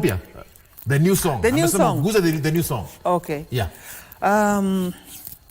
Wacha najaribu kutafuta the part that I love the most. Which part do you love? Yes, chorus, stanza. I love verses. the second verse. I love the second verse. Inasema, Bwana popote ulienda, wewe ulitenda mema, mipango yako ni ya wema, na umejawa na neema. Wewe si mwepesi wa hasira, umejawa meema na neema. Umetia maneno kwa kinywa changu, na sina budi nikwimbie. Alafu tunakuja kwa wewe ni Mungu. Wewe ni Mungu. Hallelujah. Asante sana. Amen. May God bless you guys. May God bless the work of your hands. This Amen. is Janet Otieno. Amen. Thank you. Misuko safari, sitaogopa niko nawe. Safari yetu sisi wawili, ni mimi nawe hadi milele.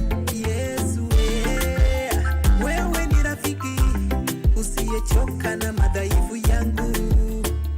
Umewazidi wote, na wewe una uwezo, mkono wako si mfupi. Mungu wa mapendo, wewe ni jana, leo na milele yote. Wewe ni Mungu mpasua bahari. Wewe ni Mungu, jina lako li juu ya yote. Wewe ni Mungu mpasua bahari. Wewe ni Mungu, Mungu wewe.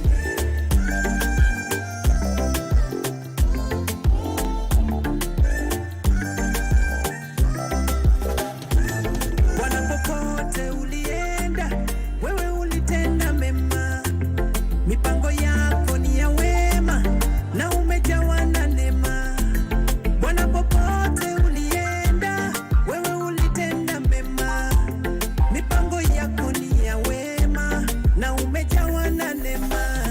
Wewe si mwepesi wa hasira, uhesabu maovu na hatia. Umetia maneno kwa kinywa changu, na sina budi nikwimbie. Wewe ni Mungu mpasua bahari. Wewe ni Mungu, jina lako li juu ya yote. Wewe ni Mungu mpasua bahari. Wewe ni Mungu wewe.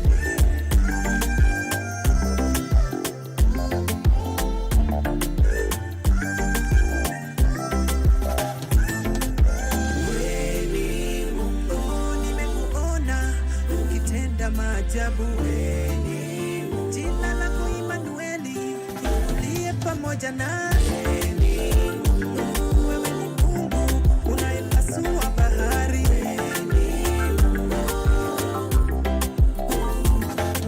Milima haiwezi simama mbele yangu. Wewe ni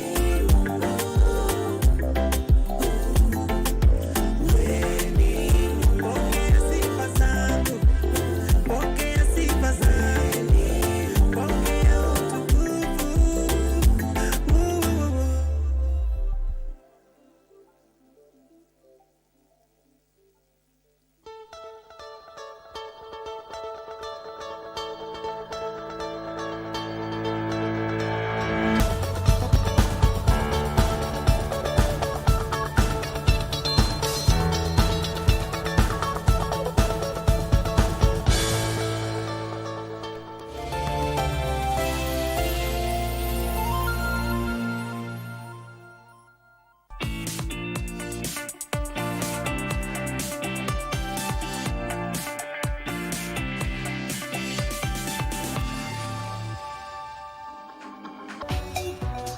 Second place on Nicole Frohlich's list of favourites is a trip to the largest estuary in the Baltic Sea, a visit to the Schlei.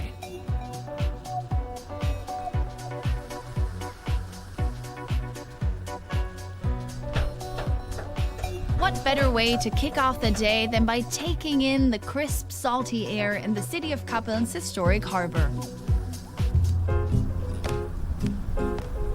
Kapelln used to be a fishing village, but today it lives mainly from tourism.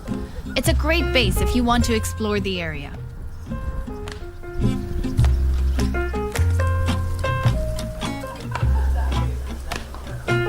One of the city's landmarks is the Amanda, the tallest windmill in Schleswig